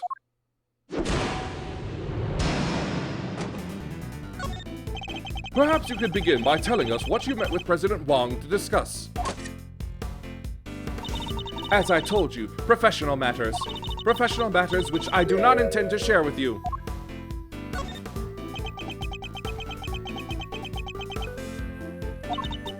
I'm so glad you understand. I must say, you're a very busy woman. A judge, a committee member, an occasional aide to us in the field, even. Thank you. I take my professional duties very seriously. And do those duties include meeting with foreign dignitaries? Yes, of course. From time to time. The law is my life. Nothing I do falls outside the scope of my duties. You returned Kay's promise notebook to us just this morning. Surely you can't claim that fell within the scope of your duties. I am not yet a perfect servant of the law, that much is true. No, you are a human being, and that was an act of simple human kindness. You have feelings, Judge Gavel, and you are allowed to have them. About the president's death, too. I can still hardly believe it. If I might ask, how did he die? He was crushed to death by the head of a monster known as Taurosaurus. Forgive me, I should probably explain. Is that true? He died on the set of the movie? He did. Interesting that you should even know what Taurosaurus is. Oh, I imagine I must have heard about it from Eustace. Something about them shooting a movie. somewhere near the big building. She isn't fooling anybody. She's clearly very upset about something. She mentioned Mr. Winner, who seems to have disappeared along with some vital evidence. Perhaps if she won't tell us what she discussed with the president, we should try to find out what else she might be hiding. I'm clearly getting under her skin. I need to dig further. Franziska stepped in to take Mr. Winner's place in the trial. But how is she supposed to prosecute the case if he never handed over all the evidence? My interest is solely in ensuring that a trial proceeds fairly once it has begun. And if, once it has, vital evidence cannot be presented, it should surprise no one if the accused goes free.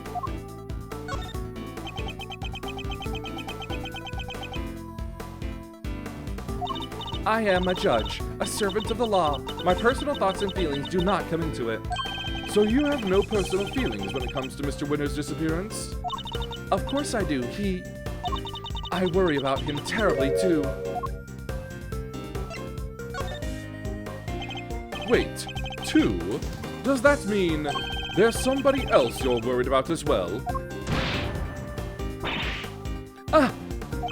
I imagine their identity might explain your strangely agitated state. I don't know what you're talking about. I am a servant of the law, and my feelings are immaterial. We are all servants of the law, all of us who stand in the courtroom. But we're not superhuman. You, me, everybody else, we're just people underneath it all. Much as we'd like to bury our feelings and remain impartial, that simply isn't possible.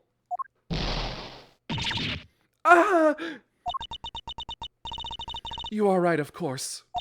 I am in no fit state to offer impartial judgment. Please, Judge Gavel, just tell us the truth. What's going on? What do I do? What do I do? I've never seen her lose her composure like this. I should ask her who this person is she's so worried about. Her professional mask is finally beginning to slip. Perhaps now I can get to the human being underneath. The person you're so worried about, is it Mr. Winner? He has not been seen since he discovered the truth about his father. Of course I am worried about him, but this could also be a valuable test for him.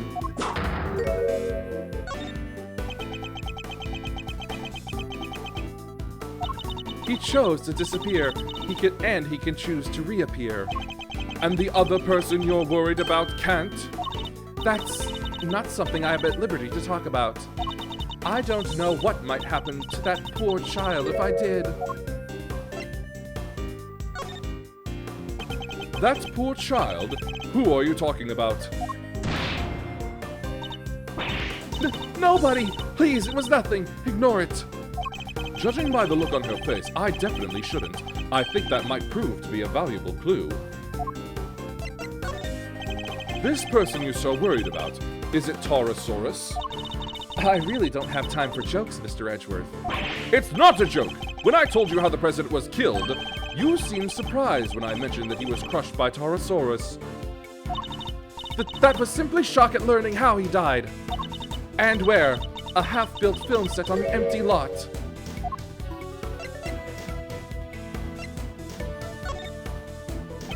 It sounds as if something about where he died is particularly troubling to you. No, that's not true at all. It's just film sets are places where dreams are made, and instead a great man met his end there. I only hope that the utmost care is taken when the news is shared with the cast and crew. I'm sorry, but I'm afraid the cast and crew already know. We met two of them at the scene, a crew member and a young actor, Sean Fenn. No! Why? Why did this have to happen? Something about the Taurosaurus connection really seems to be upsetting her. I think that might prove to be a valuable clue. Judge Gavel, who are you so worried about, and where are they? My apologies, but I simply cannot tell you that. Time to deploy my clue. So this poor child is missing, and you're desperate to find them? Ah!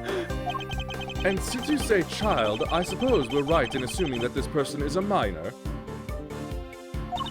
I can't answer, and I won't. It has no bearing whatsoever on the murder of the president. Time to deploy my clue. You seem to get very sensitive every time I mention Taurosaurus. The poor child you mentioned has something to do with the movie, don't they? Ah! How did you... You're usually so cool and collected. Your discomfort told me everything I needed to know. Who is this poor child? You have to tell us! Very well. You've figured out so much already. I might as well tell you the truth. The person I'm so worried about, the person I'm so desperate to find, is Sean Fenn. Sean? But why? That is more than I can allow you to know. Judge Gavel, you said you would tell us the truth! And if you don't give it up voluntarily, we will have to force it from you. I'm afraid you're just going to have to accept that.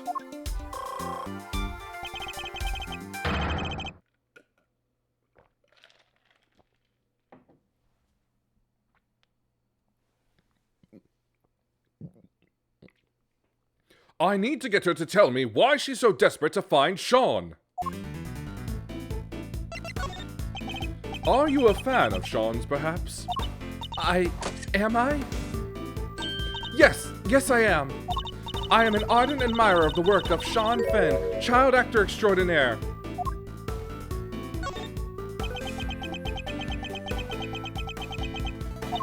I heard that he was filming near the big building, so I made it my business to learn where the set was and some other important details. I see. I suppose that makes sense. As a fan, you'd want to know such things. I imagine you would also have tried to learn when he was supposed to be on set. Yes, of course. He said he would be filming there all day today. You make it sound like you heard that from Sean himself. I don't think he'd be sharing his schedule with a mere fan, do you? No, I misspoke. Ignore me. Every slip of the tongue she makes seems to be to do with Sean. And now we know she's spoken with him. That's an important clue. Do you know Sean personally? He is famous. I doubt there are many people who do not know him. I certainly didn't until today. Then you clearly need to be better informed. Perhaps I could teach you a few things. There is almost nothing I don't know about him.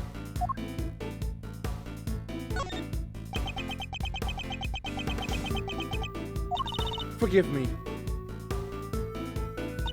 I allowed myself to get a little carried away. That seems to happen quite a bit when the subject of Sean comes up. Look, I do not know him personally. I simply know a lot about him. Time to deploy my clue. I can understand you're being worried about Sean, but you seem a little too worried. And you implied before that you had spoken to him, which must surely mean that you know him personally.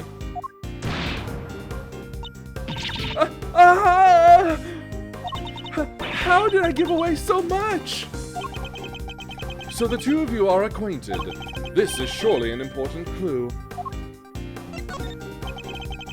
We're trying to find Sean too. Do you have any idea where he might be? Why would I have any idea about that? The two of us aren't connected in any way at all. Time to deploy my clue. I don't know what exactly the connection is between you and Sean, but I know for certain that it exists. You've as good as told us that it does.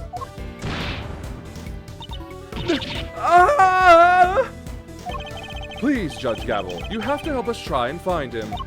Help you? That would never be allowed. By whom? The goddess of justice? By the one person who knows where he is.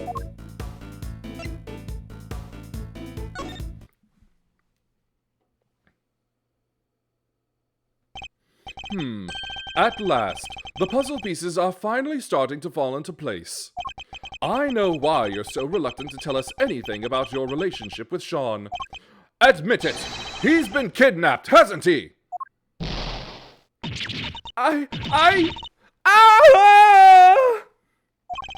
Judge Gavel, I need you to tell me the truth. All of it. Very well. This time, I will tell you everything. Your intuition was correct. Sean has been kidnapped. I knew it! But why does that have anything to do with you? Sean is... He's my son. What? Well, we may not have found out what she and President Wang were talking about, but we found out something just as important. Sean has been abducted.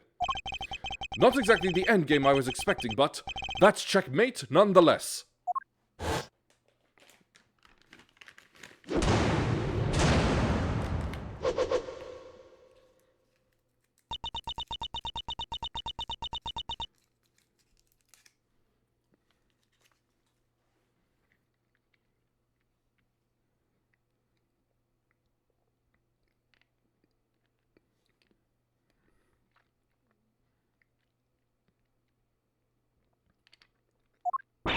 What? You're Sean's mom, Judge Gavel? No way! Come on, you're too young. It's true. I am Sean's mother. Look.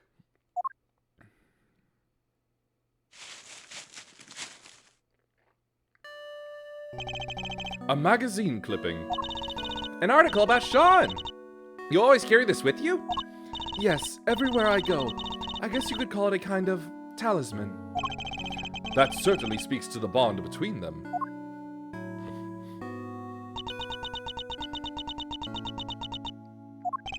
And you're sure he's been kidnapped? Unfortunately, yes. I received a phone call from the kidnapper just before the trial began. Did they make any demands? Only one, that Fifi Lagarde be found not guilty. Well, that certainly explains what we saw in there. And without any, you can't charge me with anything. Isn't that right, Verity darling? It is. Without the items in question, the prosecution's case against the defendant cannot proceed. As such, this court hereby declares the accused, Fifi Lagarde, not guilt. That's why you came so close to declaring her innocent. I have failed in my duty to the law. I am a judge. If I cannot arbitrate with impartiality, I make a mockery of justice. And yet, I tried to force through a ruling based on nothing but my own self-interest. Judge Gavel. The goddess must be furious with me. But I just couldn't do it. I couldn't sacrifice my son on the altar of justice. I couldn't remain impartial when it mattered most. Of course you couldn't. Are you crazy? Kay. No parent could just give up on their child like that. If that makes the goddess of justice mad, then I'm sorry, but she's wrong. If she really thinks that way, then she's the guilty one. Isn't that right, Mr. Edgeworth? Yes. Declaring the goddess guilty, that's bold. Kay is right. As I told you, though, we all serve the law. We are also only human. And none of us could or should be expected to sacrifice a child for the sake of a verdict. Thank you, both of you. But the trial must continue. There is no escaping that.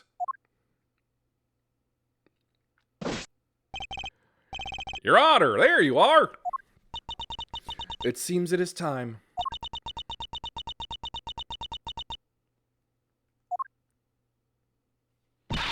Judge Gavel! My dad was a prosecutor. He was? Yeah, he used to work in a courtroom just like you do.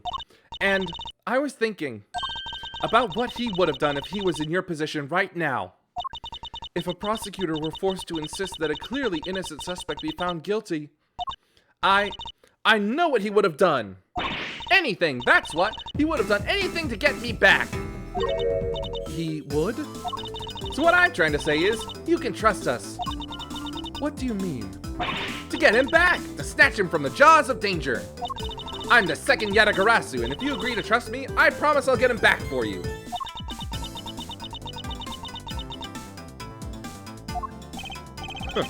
The thief who steals only the truth, and perhaps one or two other things.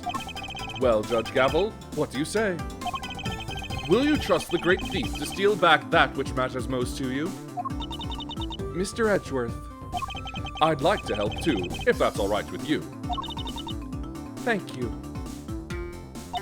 I know I am no position to ask this of you, but please, please, see that he comes home safely. Oh, we will. Don't worry, you can count on us. Here, take my cell phone. The kidnapper may call again. You'll get it back, along with your son, I promise. I will do everything I can to draw out the trial, but I don't imagine I can give you more than about 2 hours at best. 2 hours. That gives us until 2 p.m. Please, I'm counting on you.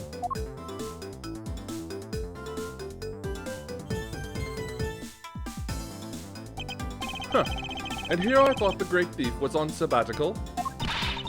We'll hold on to your hat because she's back in business. All right, let's do this. My first commission. I can't afford to mess this up. In that case, we'd better start looking right away. Where to begin? Gah! Where the heck did he go?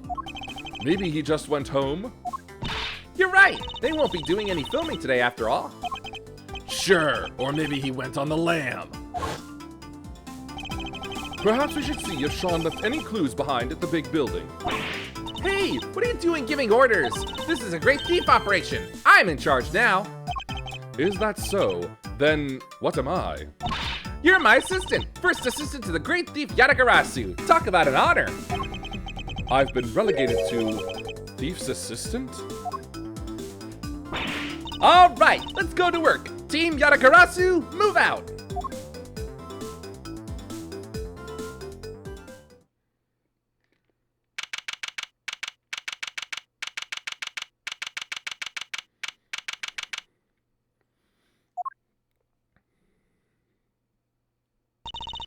All right, here we are. Ready? On 3.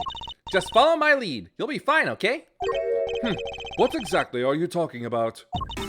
Even in the depths of night. Hey, your turn. Keep up, will you? Why are you making me do this? Because the great thief Yatagarasu just arrived at the scene of the crime, dummy. How is anybody supposed to know that if we don't announce her appearance? You may be a thief, but I most certainly am not. Gah, fine, I'll do it on my own. Even in the depths of night, when no other bird dares to take flight, one alone soars to shine, the light of righteousness on the world's blight. And that one is me, for I am the great thief Yatagarasu. I'm very much aware of who you are, thank you. Now shall we get on with this investigation? You're no fun at all. We don't have time for fun. We have less than 2 hours, in fact. We'd better get started. All right, well, we have this photo. Let's show it to a few people, see if it jogs any memories.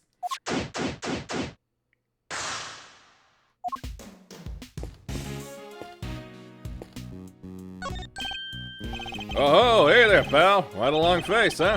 Ever think you ought to maybe lighten up a little? Did you take on any passengers here this morning? Does a witch wear a pointy hat? You bet I did. Just the one fare, mind you. And who was the passenger? It was 2 guys, had on these black suits. Real sharp looking. Did they have a boy with them? This boy. Nah. Like I said, it was just the 2 of them. All right, never mind. Thank you for your help. I thought we might be onto something there, but no luck.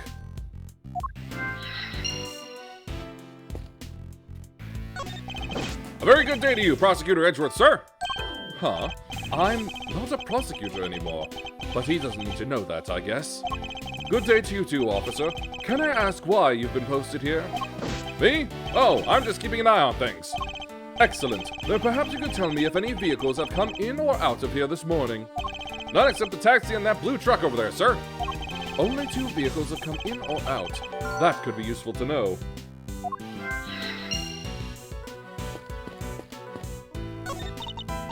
Sean! Sean! You in there? No sign of him here either. Kinda thought that basket on the back of the truck there looked suspicious. She's not wrong. It does.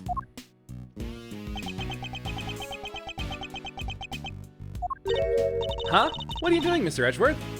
Why are you touching the truck? The engine's cold, which means it's been here for a while. No way! You can tell just from that? And if it's been parked here a while, I guess the driver might not be nearby either. We don't really have time to stand around waiting until they get back.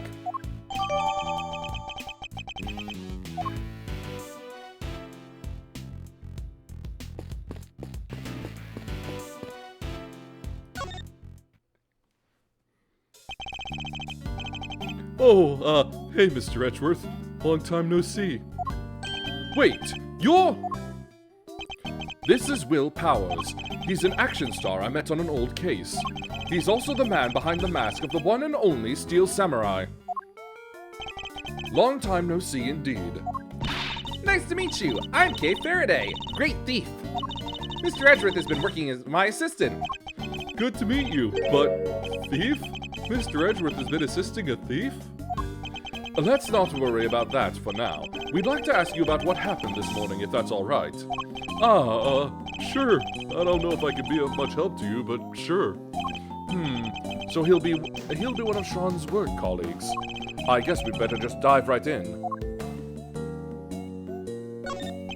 I heard you were investigating this one, Mr. Edgeworth. Well, yes, but I'm not the prosecutor in charge, of course. But if you're Kay here's assistant, I guess this is her case? No, that's simply... I can see you're an intelligent man. You're right, of course. I'm in charge of this one. Don't encourage her. All right, I'll need you to give me straight answers. First of all, this case. Have you noticed anything weird? Perhaps you could give me your impressions. Is that supposed to sound like me? My impressions? I guess my main concern is, no offense to the victim and all, but is it all over for the production? Are we done? I can't help but worry. I think it's probably safe to assume that you are, at least for now. Right? Oh, I knew it. What a bummer. We don't have the location for much longer either. Because you are due to finish shooting soon? No, because they're due to start building. That lot won't be empty for long. They were letting us use it while they got ready to make a start. I guess the plan was to shoot the rest on a lot back at Global Studios. I've been so worried about everything, what with people spreading all these rumors too. Rumors? Yeah, this journalist keeps coming around. Y'all have been hiding real monsters on that there set of yours. Y'all claim y'all can't do that. Y'all gonna expose y'all. She's always saying stuff like that. I think I know exactly who this journalist might be. Yeah, the photographer, right? I thought you maybe knew her. But you're not, are you? Hiding real monsters, I mean? Are you kidding? If they had real monsters to call on, I'd be out of a job. So you've all been working hard on the movie? Yeah, it's the first time I've been on a reboot of an old series. This one's been a real challenge for me and everybody else over at Global Studios. If only they'd put this kind of energy into making a new Steel Samurai show or something. What role are you playing in this one? Me? I'm Tarasaurus himself. No way! So you're the star! Well, not quite. I'm in a costume, see? My face won't ever appear on screen. Really? Still, that's pretty amazing. I wish I could wear a costume like that. Hey, do you think I could try it on sometime? I'd settle for just climbing inside one of the horns. I'd love to say yes, but that's not how it works. I can't really climb inside that part. Oh, I get it. Because I'm an outsider, right? That's not the issue at all here, Kay. Can I ask you a couple of questions about Sean? Sean? Oh, sure. Penny told me what happened. He just disappeared, right? Yeah, sounds like him. Does he do that a lot? Yeah, kinda. If we take a 5 mid shoot, you look around sometimes and he's just gone. Do you have any idea where he might have headed off to? Sorry, no. I did see him leaving the set, though. Huh? You did? And where was he headed? He got on the site bus. But I was checking some equipment over, and by the time I looked back up, he was gone. The site bus? I wonder if he left any clues behind. Do you mind if we take a look inside the bus, Mr. Powers? Sure, you'll have to excuse the mess, though. Alright, let's see what we can find.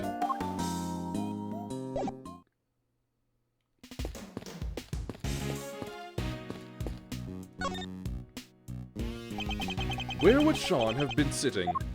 Sean? Oh, that's his seat with the backpack on it. There's something poking out of it. A videotape? Huh? We use these when we're shooting. Why would Sean have one? Was there something he wanted to record? This could be a clue. Do you have a way for us to check what's on the tape? Sure, there's a couple of monitors set up right over there. Alright, hitting play.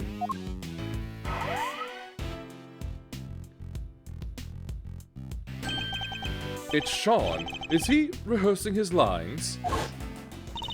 Sean was there on his own, running his lines.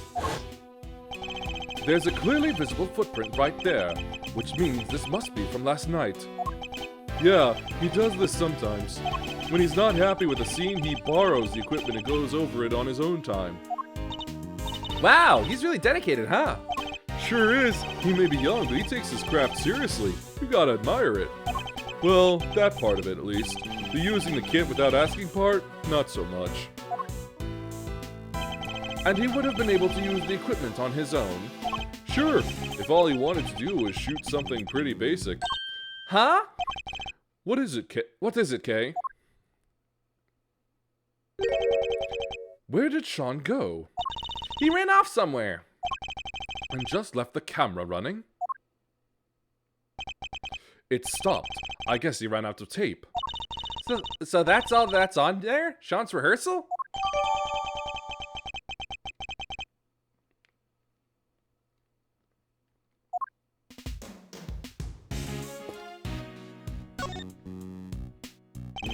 There's an array of filming equipment here. Are you getting ready to shoot something? No, nothing scheduled for today at this location. It's just, a case has gone missing. Case? What is he talking about? Yeah, all that stuff there is normally stored inside a large case. But I look away for 5 minutes and it's wandered off somewhere. Sounds like there's a thief around here. What exactly was taken? Just the case, as far as I can tell. Why only take that? I would have been more interested in what was inside it myself. I guess whoever took it must have needed the case more than its contents. Did they need to put something in it?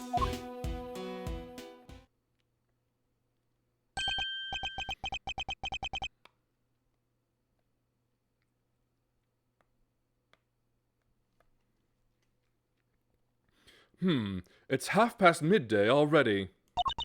You think Judge Gavel and the others are doing okay? I'm not sure. How long is it realistically possible to drag out proceedings, I wonder? We have to find Sean! Indeed we do. Oh, heck, not like that, dang it!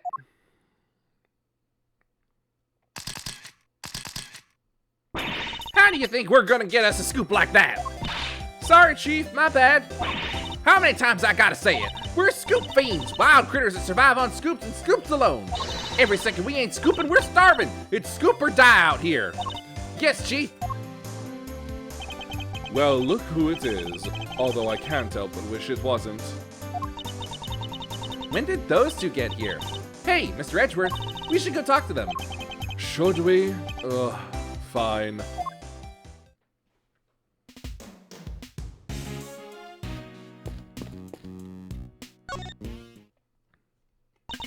Well, if it ain't my good friend Ruffles, good to see y'all again. And you, Miss Lloyd. But how come you're here, if you don't mind me asking? Miss Lloyd, the accusation of murder made against you was of course entirely groundless. But the fact remains that you were a willing participant in the staged assassination attempt. The police will no doubt wish to speak to you about the matter. You should be aware that you may well be punished for your actions. Well, they kinda dropped the whole case out of nowhere. Packed me up and shipped me home without so much as a slap on the wrist. Guess it was their way of saying, you keep up the good work now. They did seem kinda keen to get me to never ever mention the whole thing ever again, though. Yes, because you weren't part of the official story of the attempt on the president's life. And they can't afford to have you getting in the way of that. But Mr. Edgeworth, telling Tabby not to talk is like trying to stop a dam from bursting with a piece of tape. Huh. Not exactly the most delicate way of putting it. Wrote up the whole thing, of course, every last detail, plus a few of my own. Handed it into the paper, hopes all high and all, but nothing, not a peep. Was somebody putting pressure on them, or were the details you added a little too gratuitous, perhaps? Both seem equally plausible, unfortunately. What are you doing here at the big building? Are you reporting on something? Hey, maybe I didn't make this clear enough the first time we met, but you want a reporter to scratch your back, you gotta scratch hers first if you catch my meaning. You mean you want me to give you something you can use for an article? Bingo, and it better be good, because if it ain't, this conversation's over. We do need to know about what might have happened to Sean. Perhaps I could show her a piece of evidence and see if she has anything to give me in return.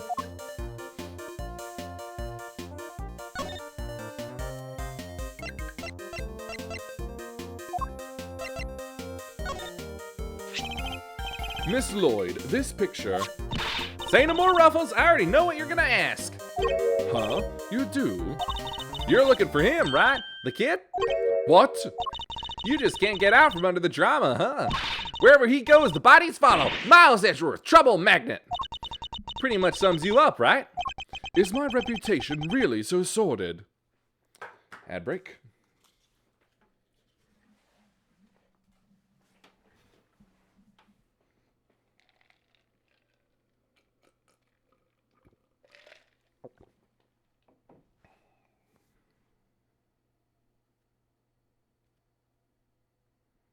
I saw that dip.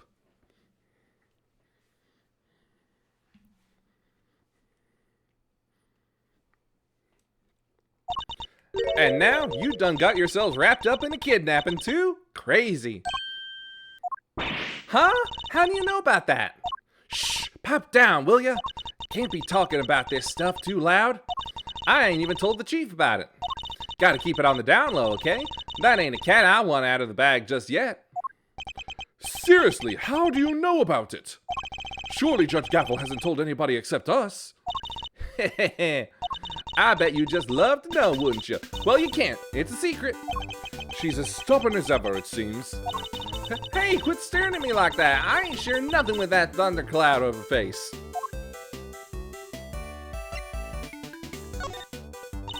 So, you know something, right? Sure do. Truth is, I done saw it.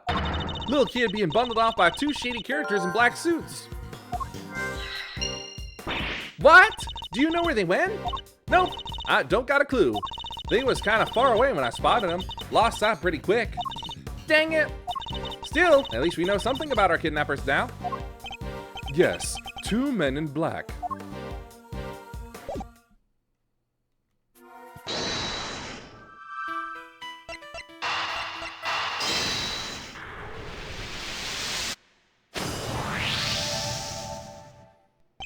So we've learned a little something about the kidnappers.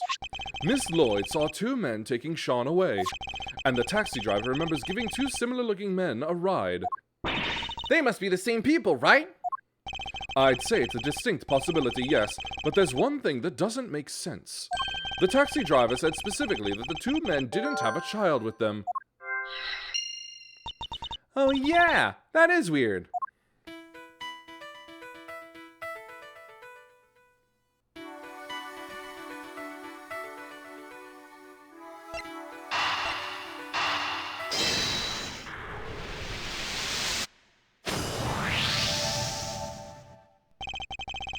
Could it be the kidnappers who stole the case?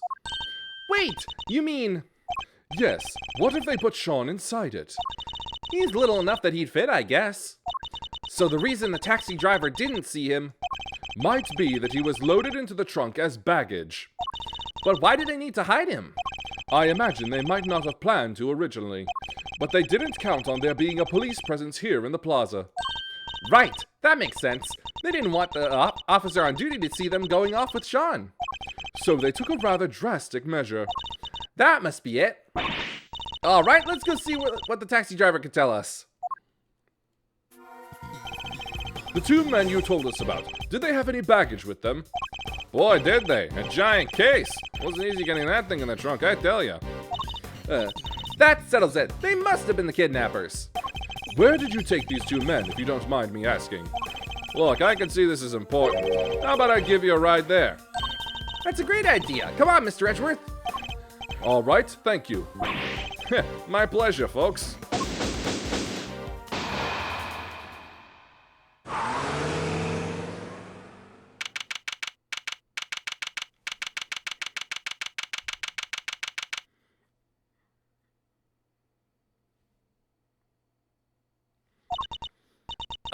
Did he have to drive that fast? Feel kinda queasy. Are you okay, Mr. Edgeworth? You look a little green yourself. I'm fine. The driver said he took the men to the garage of this house right here. Which means this must be where they brought the case. No way! Look at the name on the mailbox. The name? What? Excelsius Winner? This must be that chairman guy's house. What? Excelsius Winner ordered Sean's kidnapping? Isn't he currently under arrest? Nice! The garage door is unlocked. You spotted that quickly, although I guess I probably shouldn't be surprised.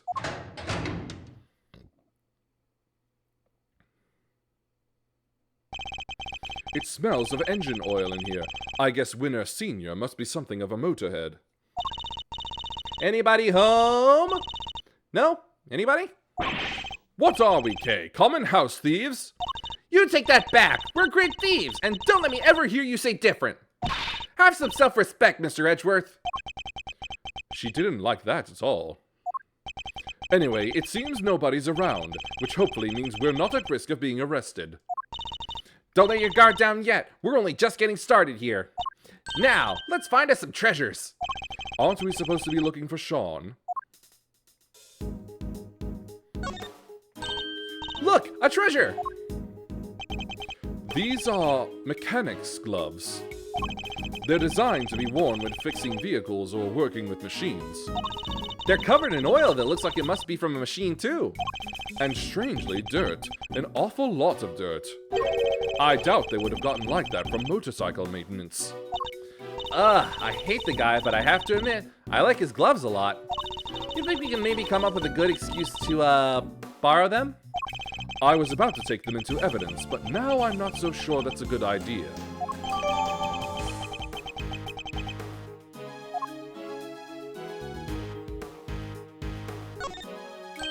I think we know what this is. Yes, this has to be it. The equipment case that Mr. Powers told us was stolen. And they folded little Sean up, packed him in there, and shipped him all the way here, huh? He's a boy, Kay, not a piece of equipment. And it's possible that he's still here. Then we better find him! My reputation as a great thief is riding on this, and yours as my assistant. Sure it is. There's a sledgehammer, a shovel, and a bunch of other heavy-duty tools here. That thing makes Judge Gavel's hammer look puny. If I ever become a judge, I'm getting one like this. I doubt you'd make yourself very popular swinging one of those around in a courtroom. Really? Fine. What if I swung that shovel around instead? Then it wouldn't be a courtroom, it would be a circus. Promise me you won't do that. Huh? There's somebody in the back there. Sean, is that you?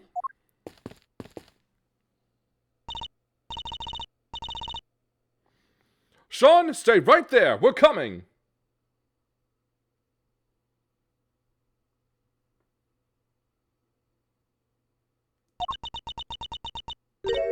Huh?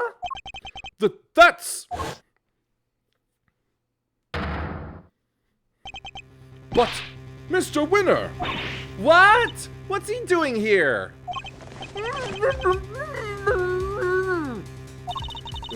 Wait, this is Chairman Winter's house, right? Which means... Yes, it's Mr. Winner's home too, presumably. So how did he wind up like this? Untie him, Kay, quickly!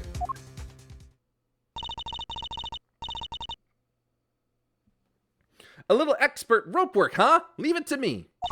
All right, like this and through here, and you're free. Are you okay, Eustace?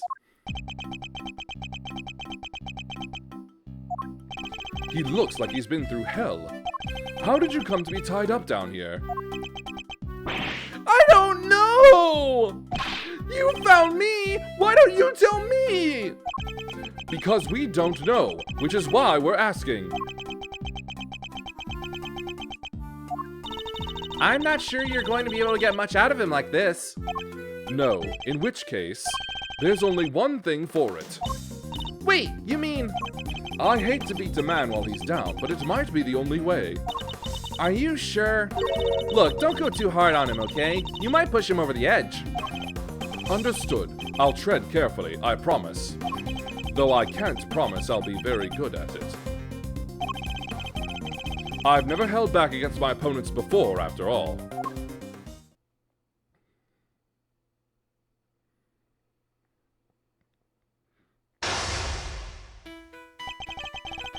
The last time we saw him, he was running out of the courtroom. How did he wind up here?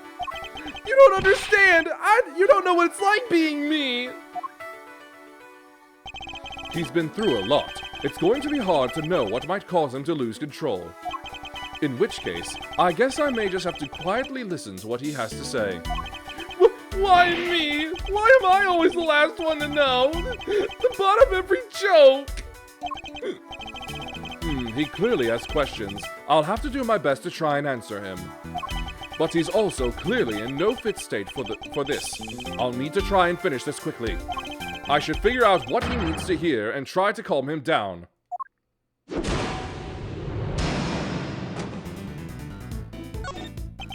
Just take a deep breath and tell me what's on your mind, Eustace. No, I will not! Even if I did, it's not like you listen to me.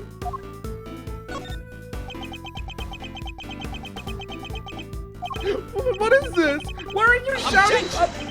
Did you always shout objection?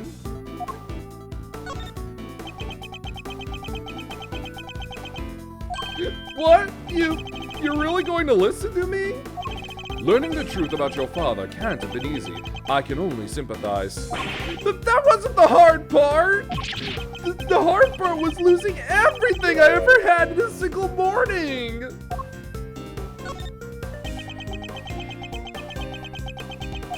Everything I thought I worked for, it was all a lie! Dad just made it happen!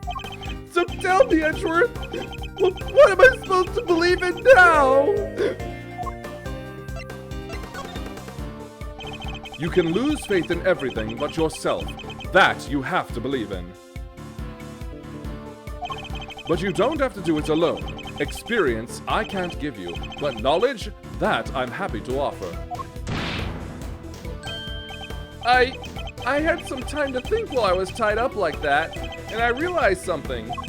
I'm not cut out to be a prosecutor. I'm incompetent?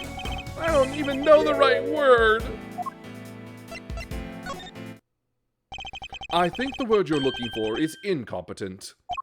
But judging one's own competence is notoriously difficult, so I need you to trust me on something.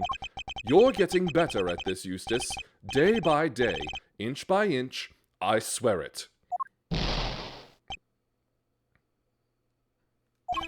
Now, I need to ask you something. Will you help me out? Sure. What do you want to know? Well, first of all, thank you for calming down. Next, I want you to tell me about your kidnapping. I need you to be as detailed as possible, Eustace. Tell me everything you remember seeing and hearing. Why would somebody kidnap you only to take you back to your own home? Don't you think I want to know that too? I'm the victim here. What are you asking me for? How am I supposed to know?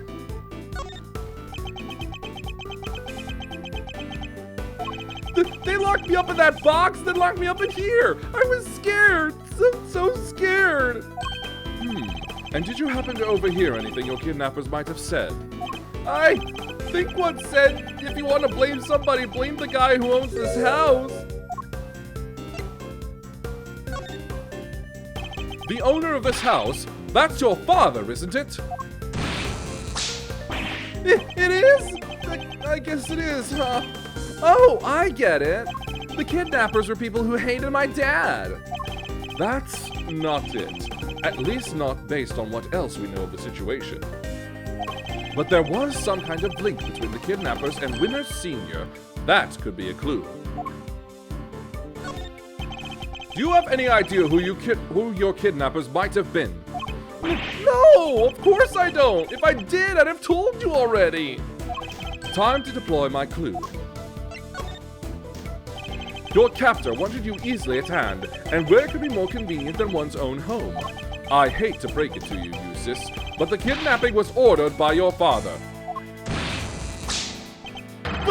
What?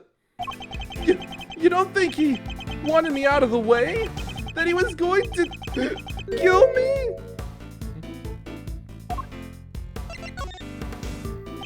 What good would that have done him? His own son dead in the family garage, he would instantly have become the prime suspect. You're right. Okay, so why did he have me kidnapped? Well, it won't have been for a ransom, not his own son. That wouldn't make sense. So his motive for the kidnapping must have been something else. This could be an important clue. Do you have any idea why somebody might have wanted to kidnap you? What do you mean? Why does anybody kidnap anybody? For a ransom, right? Time to deploy my clue. Why would somebody kidnap their own child if they were planning on demanding a ransom? Yeah, that is kind of weird. Did anything odd happen during the kidnapping? No, I just answered their stupid question and then they grabbed me.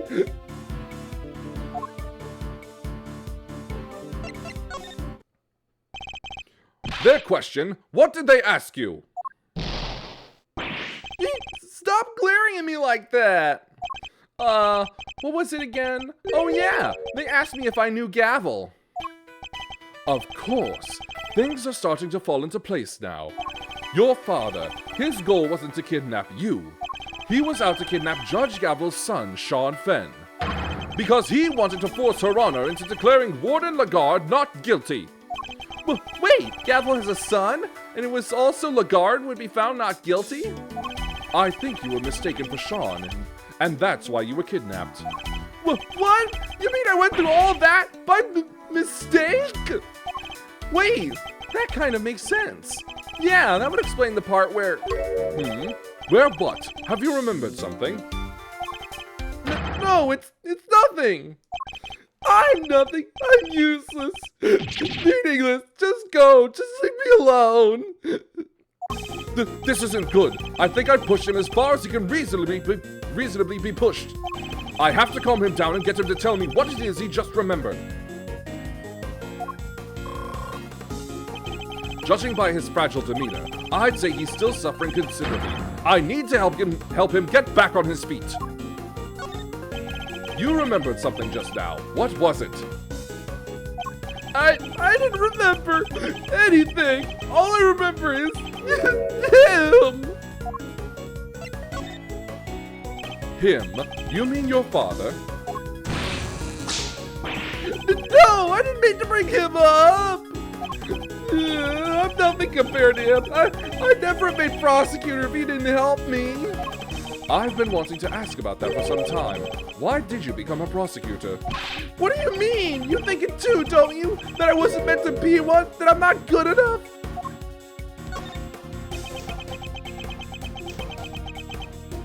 Say something, will you? You chose this path. Why? You must have a reason. It's not like that. There's no big reason behind it all. The reason is stupid and dumb and not important.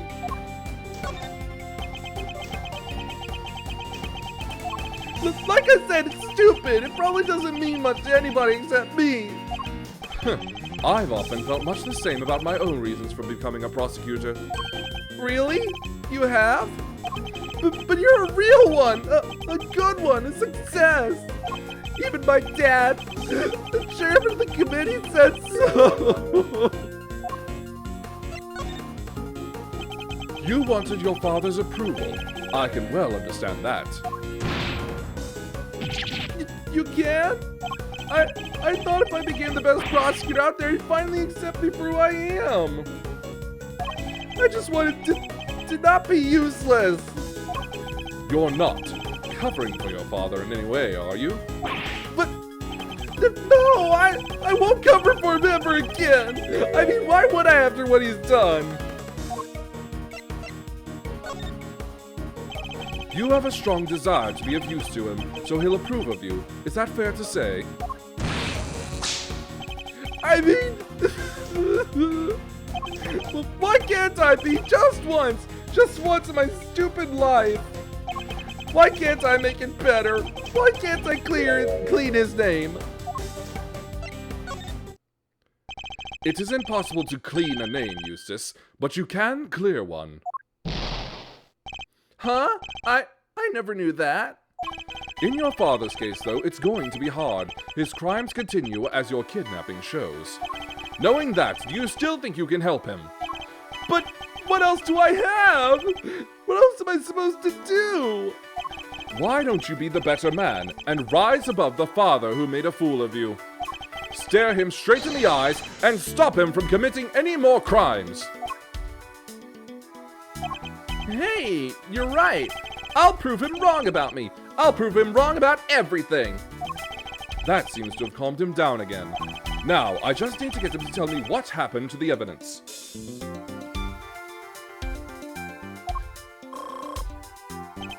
Let's see if I can't give him the courage he'll need to stand up to his father. What's the connection between your father and Warden Lagarde? Sorry, I don't know much about that. You can't think of anything. Even the smallest morsel could be a valuable clue.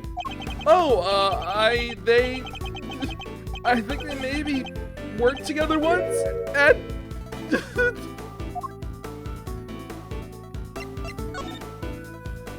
And? What is it? What else have you remembered?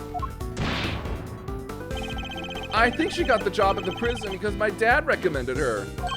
Interesting. And did he have any particular reason to recommend her? I guess he thought she was good at her job, unlike me.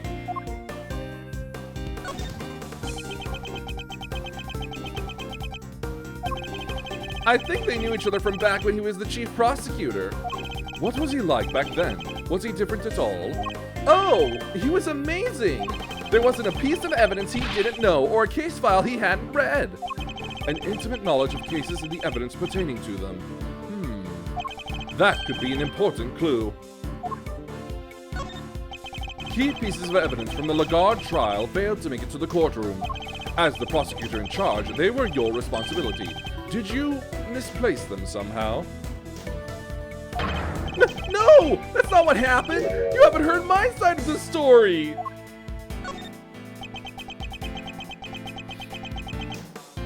I thought I was putting them in the safest place there was. But, oh, what did I do? What did I do? Seems he's drowning in his own self-doubt again. Guess I'd better send out a lifeboat and bring him in. I think I know what you thought would be the safest place possible. With your father, isn't that correct? Look! Ah! He told me it would all be safe with him! He said there was nowhere safer! Well, I'm afraid he betrayed your trust, and in the ugliest way possible. So he got rid of it? Why, Dad? What were you thinking? Your father wanted to obscure the truth in order to ensure that Warden Lagarde was declared innocent. There's no easy way to say this, Eustace. He used you. What? There's a chance that the evidence is still in Chairman Winner's possession, and we still don't know where Sean is. We need to get back out there and find him. It's all my fault. What do I do now? I can't stand by and watch him like this. He's had a brutal collision with a reality he never even knew existed.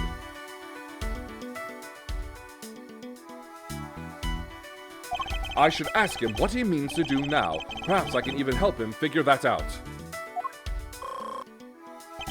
There's no way around it. The road ahead will be a hard one. But maybe this is fate, and maybe my job is to point him in the right direction. Do you mean to be like your father, to continue to ignore the truth? Come on, give me a break, will you? Can't a guy get a glass of human kindness when he needs one?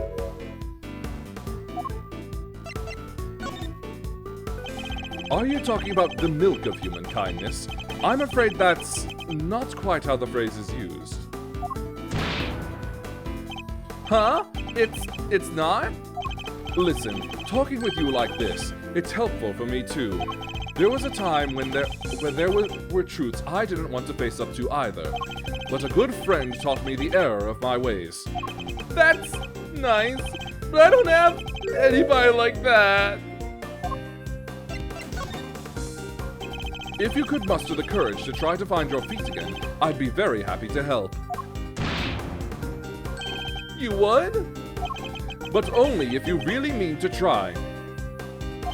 I don't want to be like my dad. You want to be better than him, don't you? Yes, Eustace, I see it now. Do you mean to continue working as a prosecutor, Eustace? I don't even want to think about that yet. After all, I only ever became one because of my dad. I probably shouldn't even think about carrying on, should I? The only person who can answer that question is you. Yeah. Only you can decide what path you choose to walk. Then, I don't want to stop being a prosecutor. If I give up now, I'll regret it for the rest of my life. I just know it. So he intends to see this through. I'll bear that in mind. He's told me that he wishes to be better than his father, and that he wishes to remain a prosecutor. I take that to mean that he wants to be a different kind of prosecutor than his father. That's the first important decision he's ever made for himself, and it tells us where he means to go next. So, what now, Eustace? Well, first I'm going to give this stupid jacket back. I don't deserve to wear it. My dad always said that clothes make you a man, but I'm no man. It's clothes make the man, Eustace. It is? Thanks, Edgeworth. I'm learning a lot from you today. That's good to hear. Now about that jacket. Why don't we make you into a prosecutor worthy of it? All right, let's do it. Let's make it so nobody ever makes fun of me again.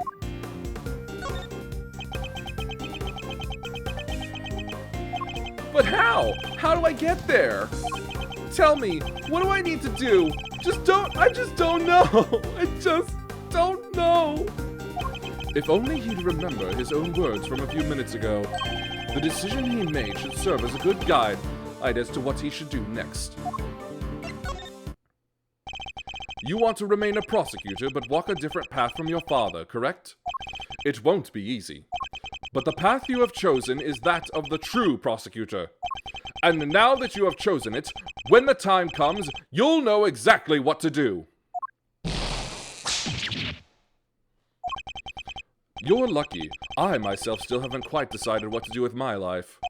But you have, and it's a choice you made all on your own.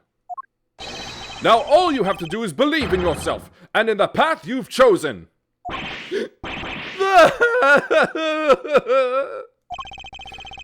Mistaken for Sean and kidnapped by his own father's underlings. And losing his belief in himself as a prosecutor after his father stole his evidence. He's been through so much in the span of a single day, more than I can imagine. Well, it took a little longer than I thought it would, but that's checkmate.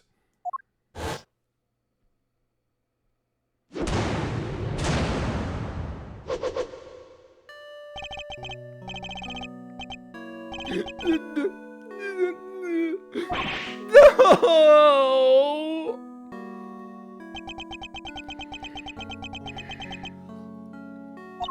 Wow, I don't think I've ever seen him move so fast. He's particularly speedy when it comes to running away from things, it seems.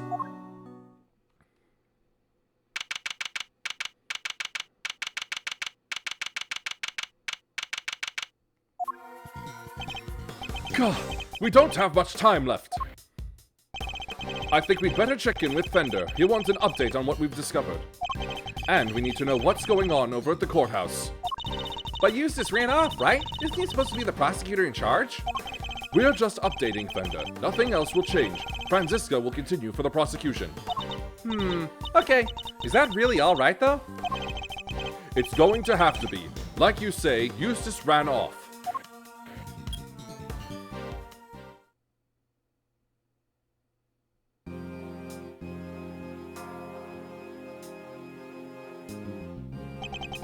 Look, I hate to be a stickler for the details, but let's go over this just one more time, shall we? No murder weapon means no conclusive proof means no conviction. That's all there is to it. Objection! That makes no sense! The lack of a murder weapon doesn't prove your client's innocence! Don't make me come over there and whip it into you! Yee! Eddie, darling, how much longer is this going to take? It's almost as if you're trying to drag this out for as long as possible. Sorry, Feast, it's our friend the prosecutor over there. She's stubborn as a freaking mule. Then give me a satisfactory explanation. Or I'll just have to keep whipping you until you can. Seriously? I've already taken more licks than I've had birthdays. Come on, Miles, what's taking so long? I'm happy to buy you some time and all, but I'm taking a beating here.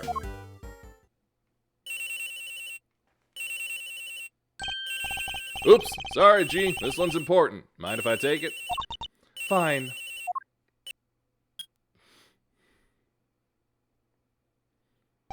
Fender. Miles Areno, boy am I ever glad to hear your voice. How are things on your end? We found Eustace. Sweet! And the knife? And the chisel?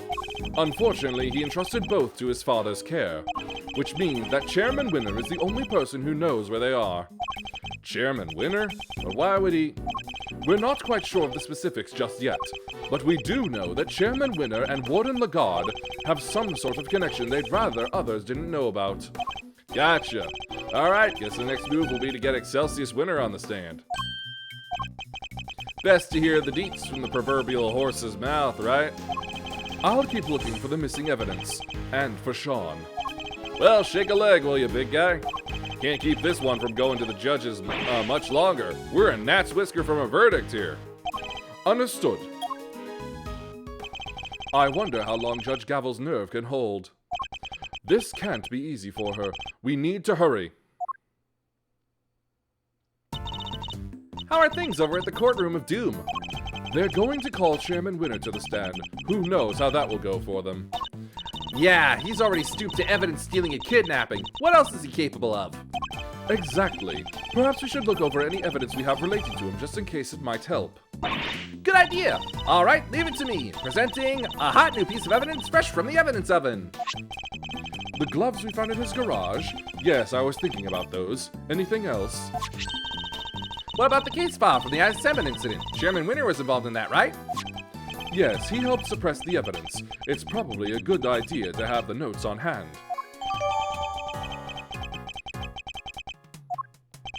Excellent. And do we have anything else? We sure do. Last but far from least, there's this. Yoryata Garasu pin. Kay. I asked for evidence related to Chairman Winner.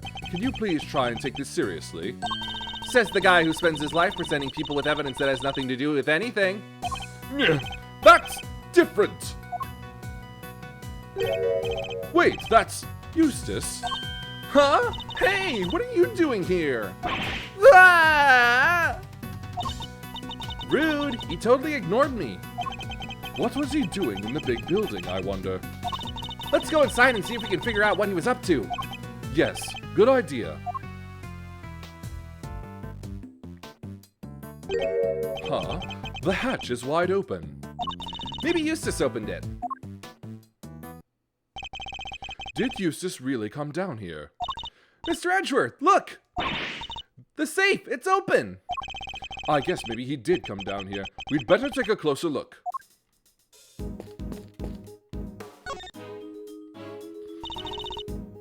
There's some stuff left in the safe. I think we'd better take a look, don't you? The owner will just have to forgive our prying. Is it a document of some kind? Let's see. Yeah, a document. And there's a photo attached too. This picture, it's of... Whoa! That's Mr. Knight, right? The name's Bronco Knight. I'm the president's personal bodyguard. Why is there a picture of him in here? And what's this paperwork about? I'm not sure. Let's take a closer look. You were right, darling. There's some sort of connection between Knight and Canis. As you know, we've been trying to find out who Canis plays his silly correspondence chess games with. Well, now we know. I'll be pulling Knight into my office for a thorough grilling tomorrow. And I'll make that worm admit he's Canis' lackey if it's the last thing I do. So you do your bit too and retrieve the package we laid to rest 12 years ago.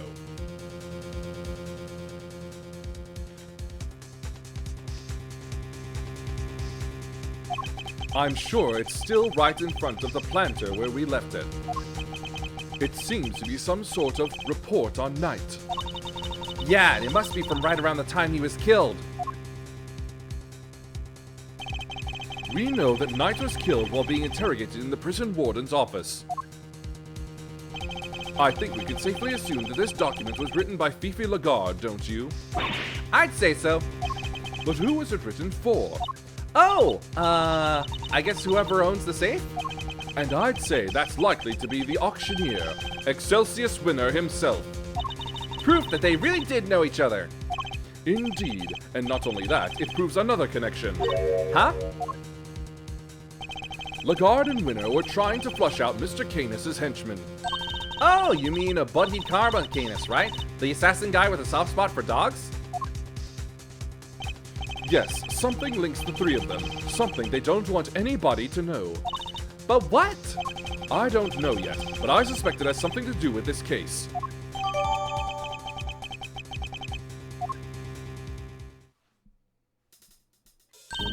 Wait! There's something else in here we've seen before. There's something on his finger. Let's take a closer look, Mr. Edgeworth. It's a ring, and an expensive-looking one at that.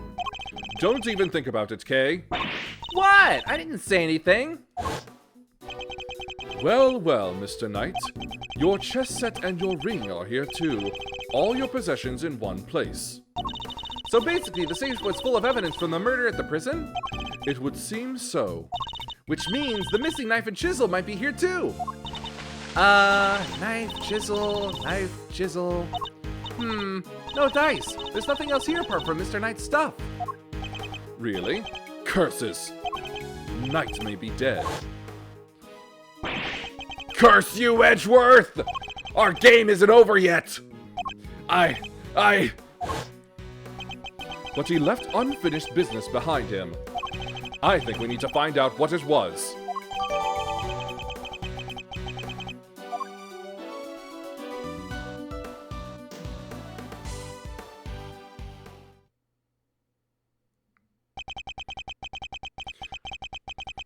Could I interest you two in some cotton candy, perhaps?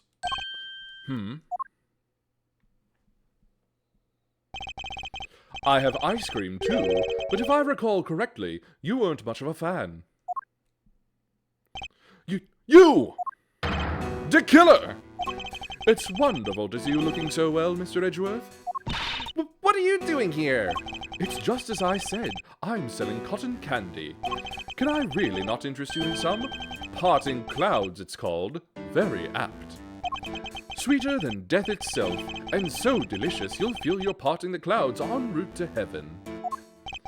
He's the last person on Earth I'd accept candy from. I was hoping to ask you about my little message. Did you manage to find it out yet? Congratulations on another case solved.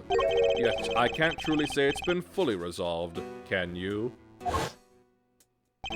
Have you been watching us this whole time? Watching you? No, I prefer to think I've been watching over you.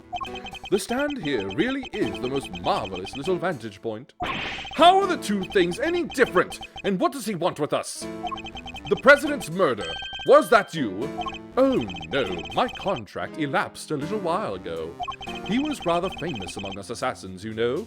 The man no one could kill, notoriously stubborn despite multiple attempts over the years. And it wasn't just his brawn that kept him safe. He used bodyguards, body doubles, you name it. It certainly wasn't his brawn that kept him safe. Sadly, this time his bodyguards were nowhere to be found. And after Mr. Rook died to save him too. As I said, it wasn't me. I do not kill without good reason. Which is something else I have to be grateful to Mr. Rook for. Thanks to him, I avoided killing someone entirely unworthy of my attention. Thanks to? What does that mean? The person who hired me deliberately misled me as to the identity of my target.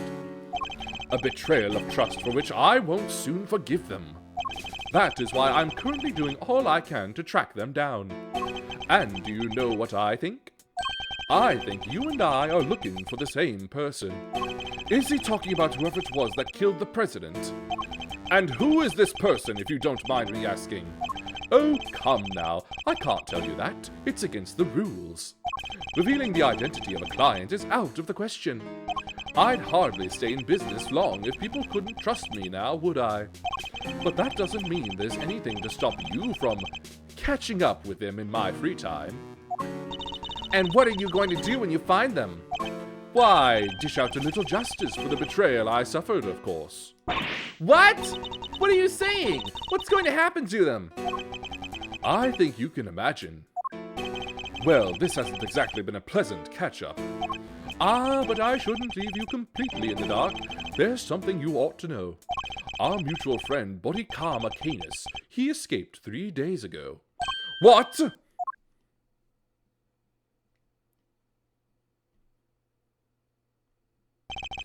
3 nights ago, to be precise, his cell was suddenly simply empty. Almost as if he knew I was coming to pay him a visit. Wait, DeKiller went to visit Canis in prison? Does that mean he's the person DeKiller is looking for? Now, I'd better not take up any more of your time. We'll be seeing one another again soon, I'm sure. Let's both keep up the good work, shall we? We'll run our target to ground in the end.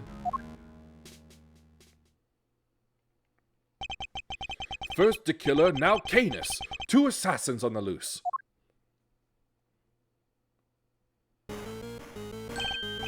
Huh? That sound. Mr. Edgeworth, it's Judge Gavel's cell phone. Could it be Sean?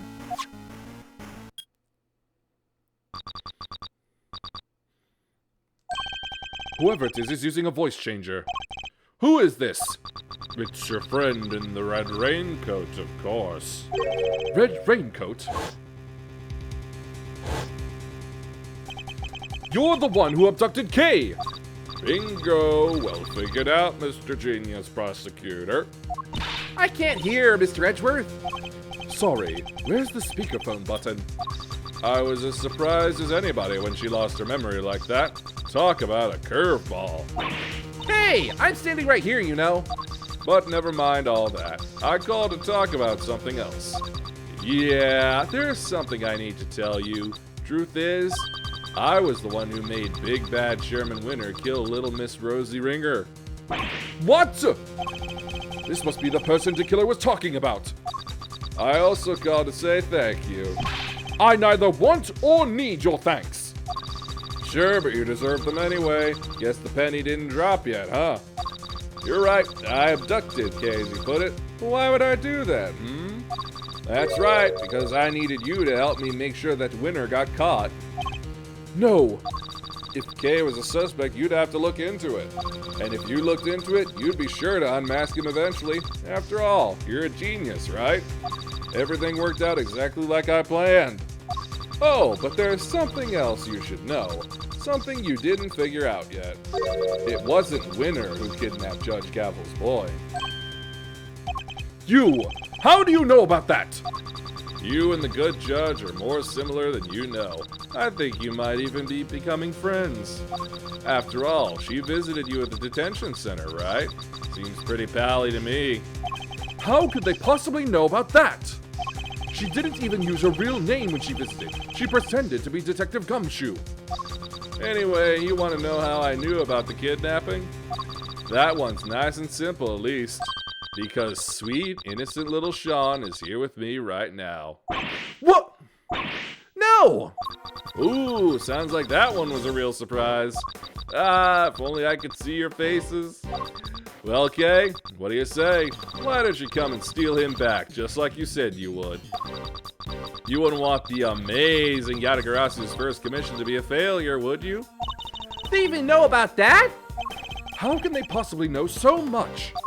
Oh, don't get the wrong idea about dear old Excelsius, by the way. Papa Winner's still a villain through and through. He wanted to kidnap Sean. I just got there first. So there were 2 kidnapping plots? Whew, what a bunch of clowns. His goons kidnapped his own son by mistake. Is Sean really there with you? Prove it. Put him on the phone. Oh, he's here. I'm afraid I can't do that. He's sleeping. So sweet. Then why should we believe you? You might not be the kidnapper at all. Look, if you don't want to believe me, that's up to you. What do you want? What's the endgame here? Are you just trying to get Lagarde acquitted? Nope. I couldn't care less about whether they find her guilty or not. So whoever it is, they're not after the same thing as Chairman Winner. My endgame is going to have to stay a secret for now. Alright, nice talking to you. You kids have fun, okay? Don't think for 1 second you'll get away with this. Oh, don't worry. I'm counting on you at least trying to track me down. That'll be half the fun. Not that I rate your chances of bringing me to justice very highly.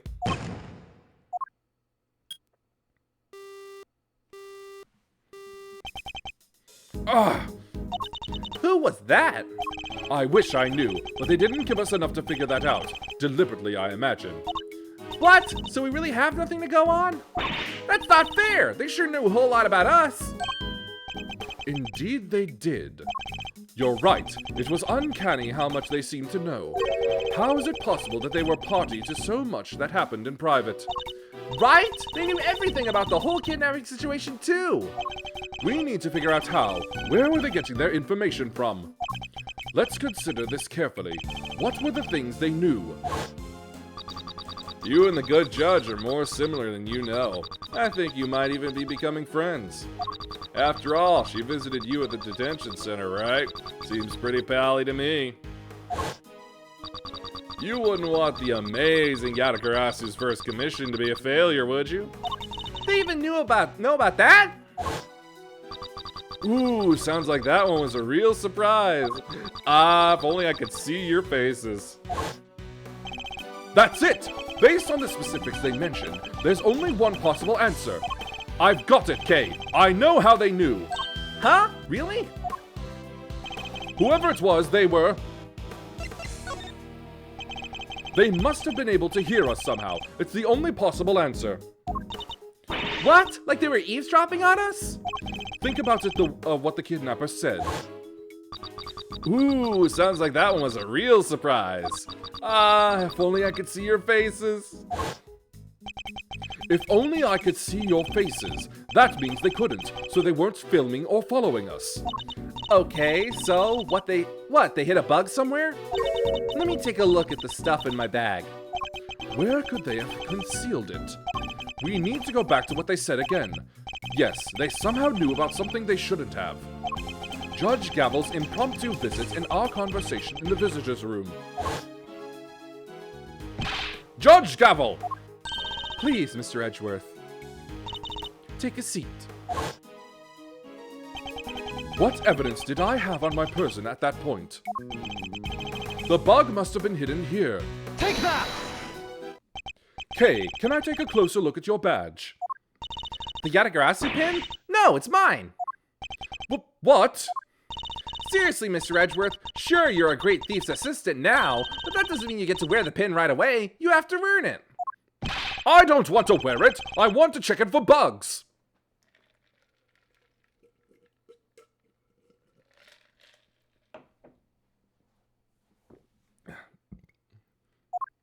Huh?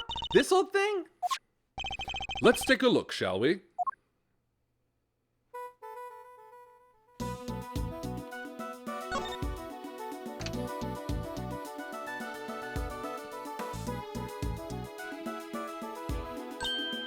Huh? Whoa! Huh. So I was right.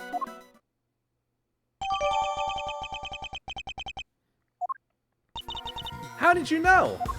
Whoever it is we're dealing with, they came into close contact with you recently. When they knocked me unconscious, you mean?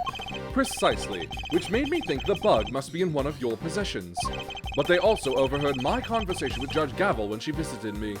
Something that would have been impossible if I didn't have the bug on my person at the time. I get it. So you thought back over what they let you keep hold of when they locked you up? Yes, all the case evidence I was carrying had been confiscated. Meaning the only thing it could possibly have been was your pin. So they were listening to us this whole time, and they heard everything we said? I suspect so. Everything to do with this case and more. Wait, they're probably listening to what we're saying right now. They may well be, yes. Hey, jerkface! Kay! Eavesdropping coward! Why don't you come out and show yourself?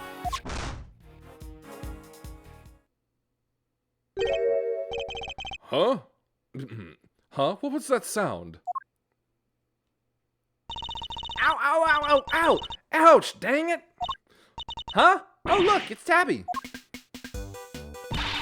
Y'all sure know how to surprise a girl. You gotta shout that loud without a word of warning? Made me jump halfway out of my skin. Sorry. What's got you so ornery anyhow?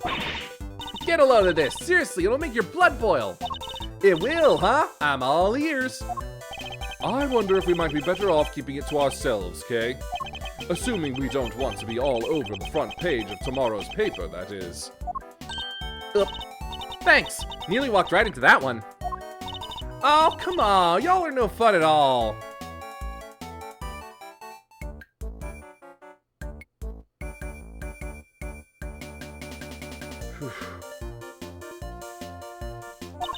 I was counting on you open up and spilling the beans all over this here plaza. I'd better switch off the bug before I forget. So, did y'all find that there kidnapped kitty? Ah, speaking of which, the child you saw being taken away. Was it the boy in this photograph? Huh? Nah, that ain't him. The kid I saw looked dumber than mud, even if he did have on some fancy school uniform. No prizes for guessing who she means. So Miss Lloyd managed to confuse matters once again. I think we'd better take another look around. Back to square one. Hopefully we'll turn up some new information soon. There are only 20 minutes left until 2. Are we going to make it in time?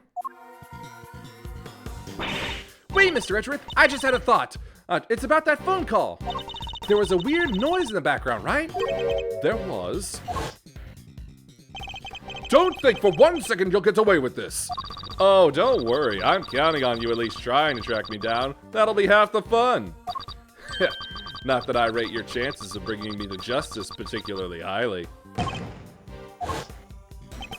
Wait, she's right. We heard a loud bang right at the end. Could that provide a hint as to the kidnapper's location?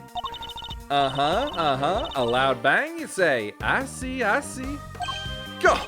Will you stop eavesdropping? Boy, you never get any cuddlier, do you, Ruffles? I guess I'll need to speak with Miss Lloyd, too, much as I don't want to.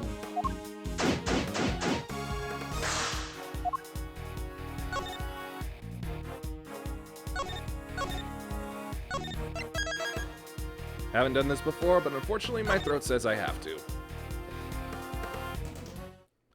Don't worry, returning to it, it'll be a lot of fun. A lot of big revelations, a lot of big character moments. Tons of good stuff.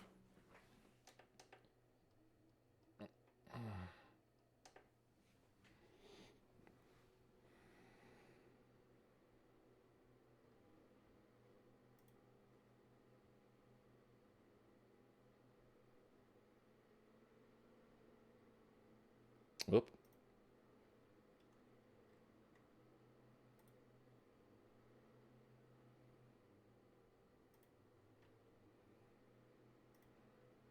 What are you doing, Firefox?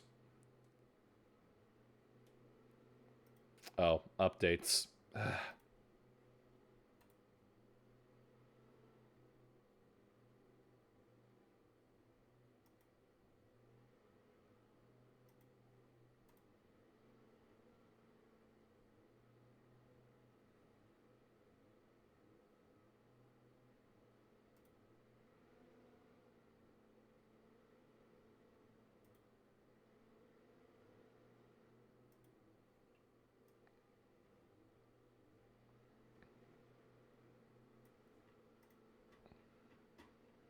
Ah, geez, 2 instances. There we go. That's better.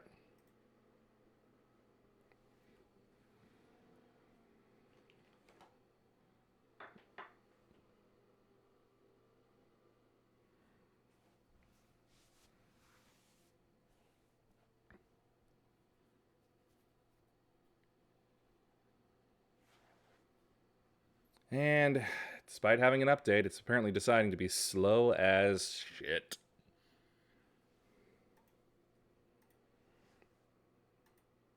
That or Twitch. Can be either one, really, in my life.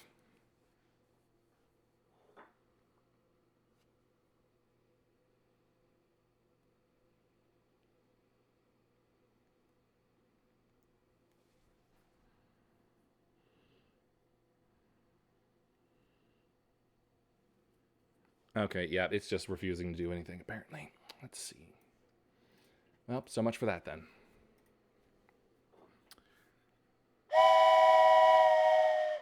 We've arrived at a destination. Please watch your step as you disembark. Please follow if you liked. Thanks for watching. Peace be with you, and may the forces of evil be confused on the way to your home. Bye.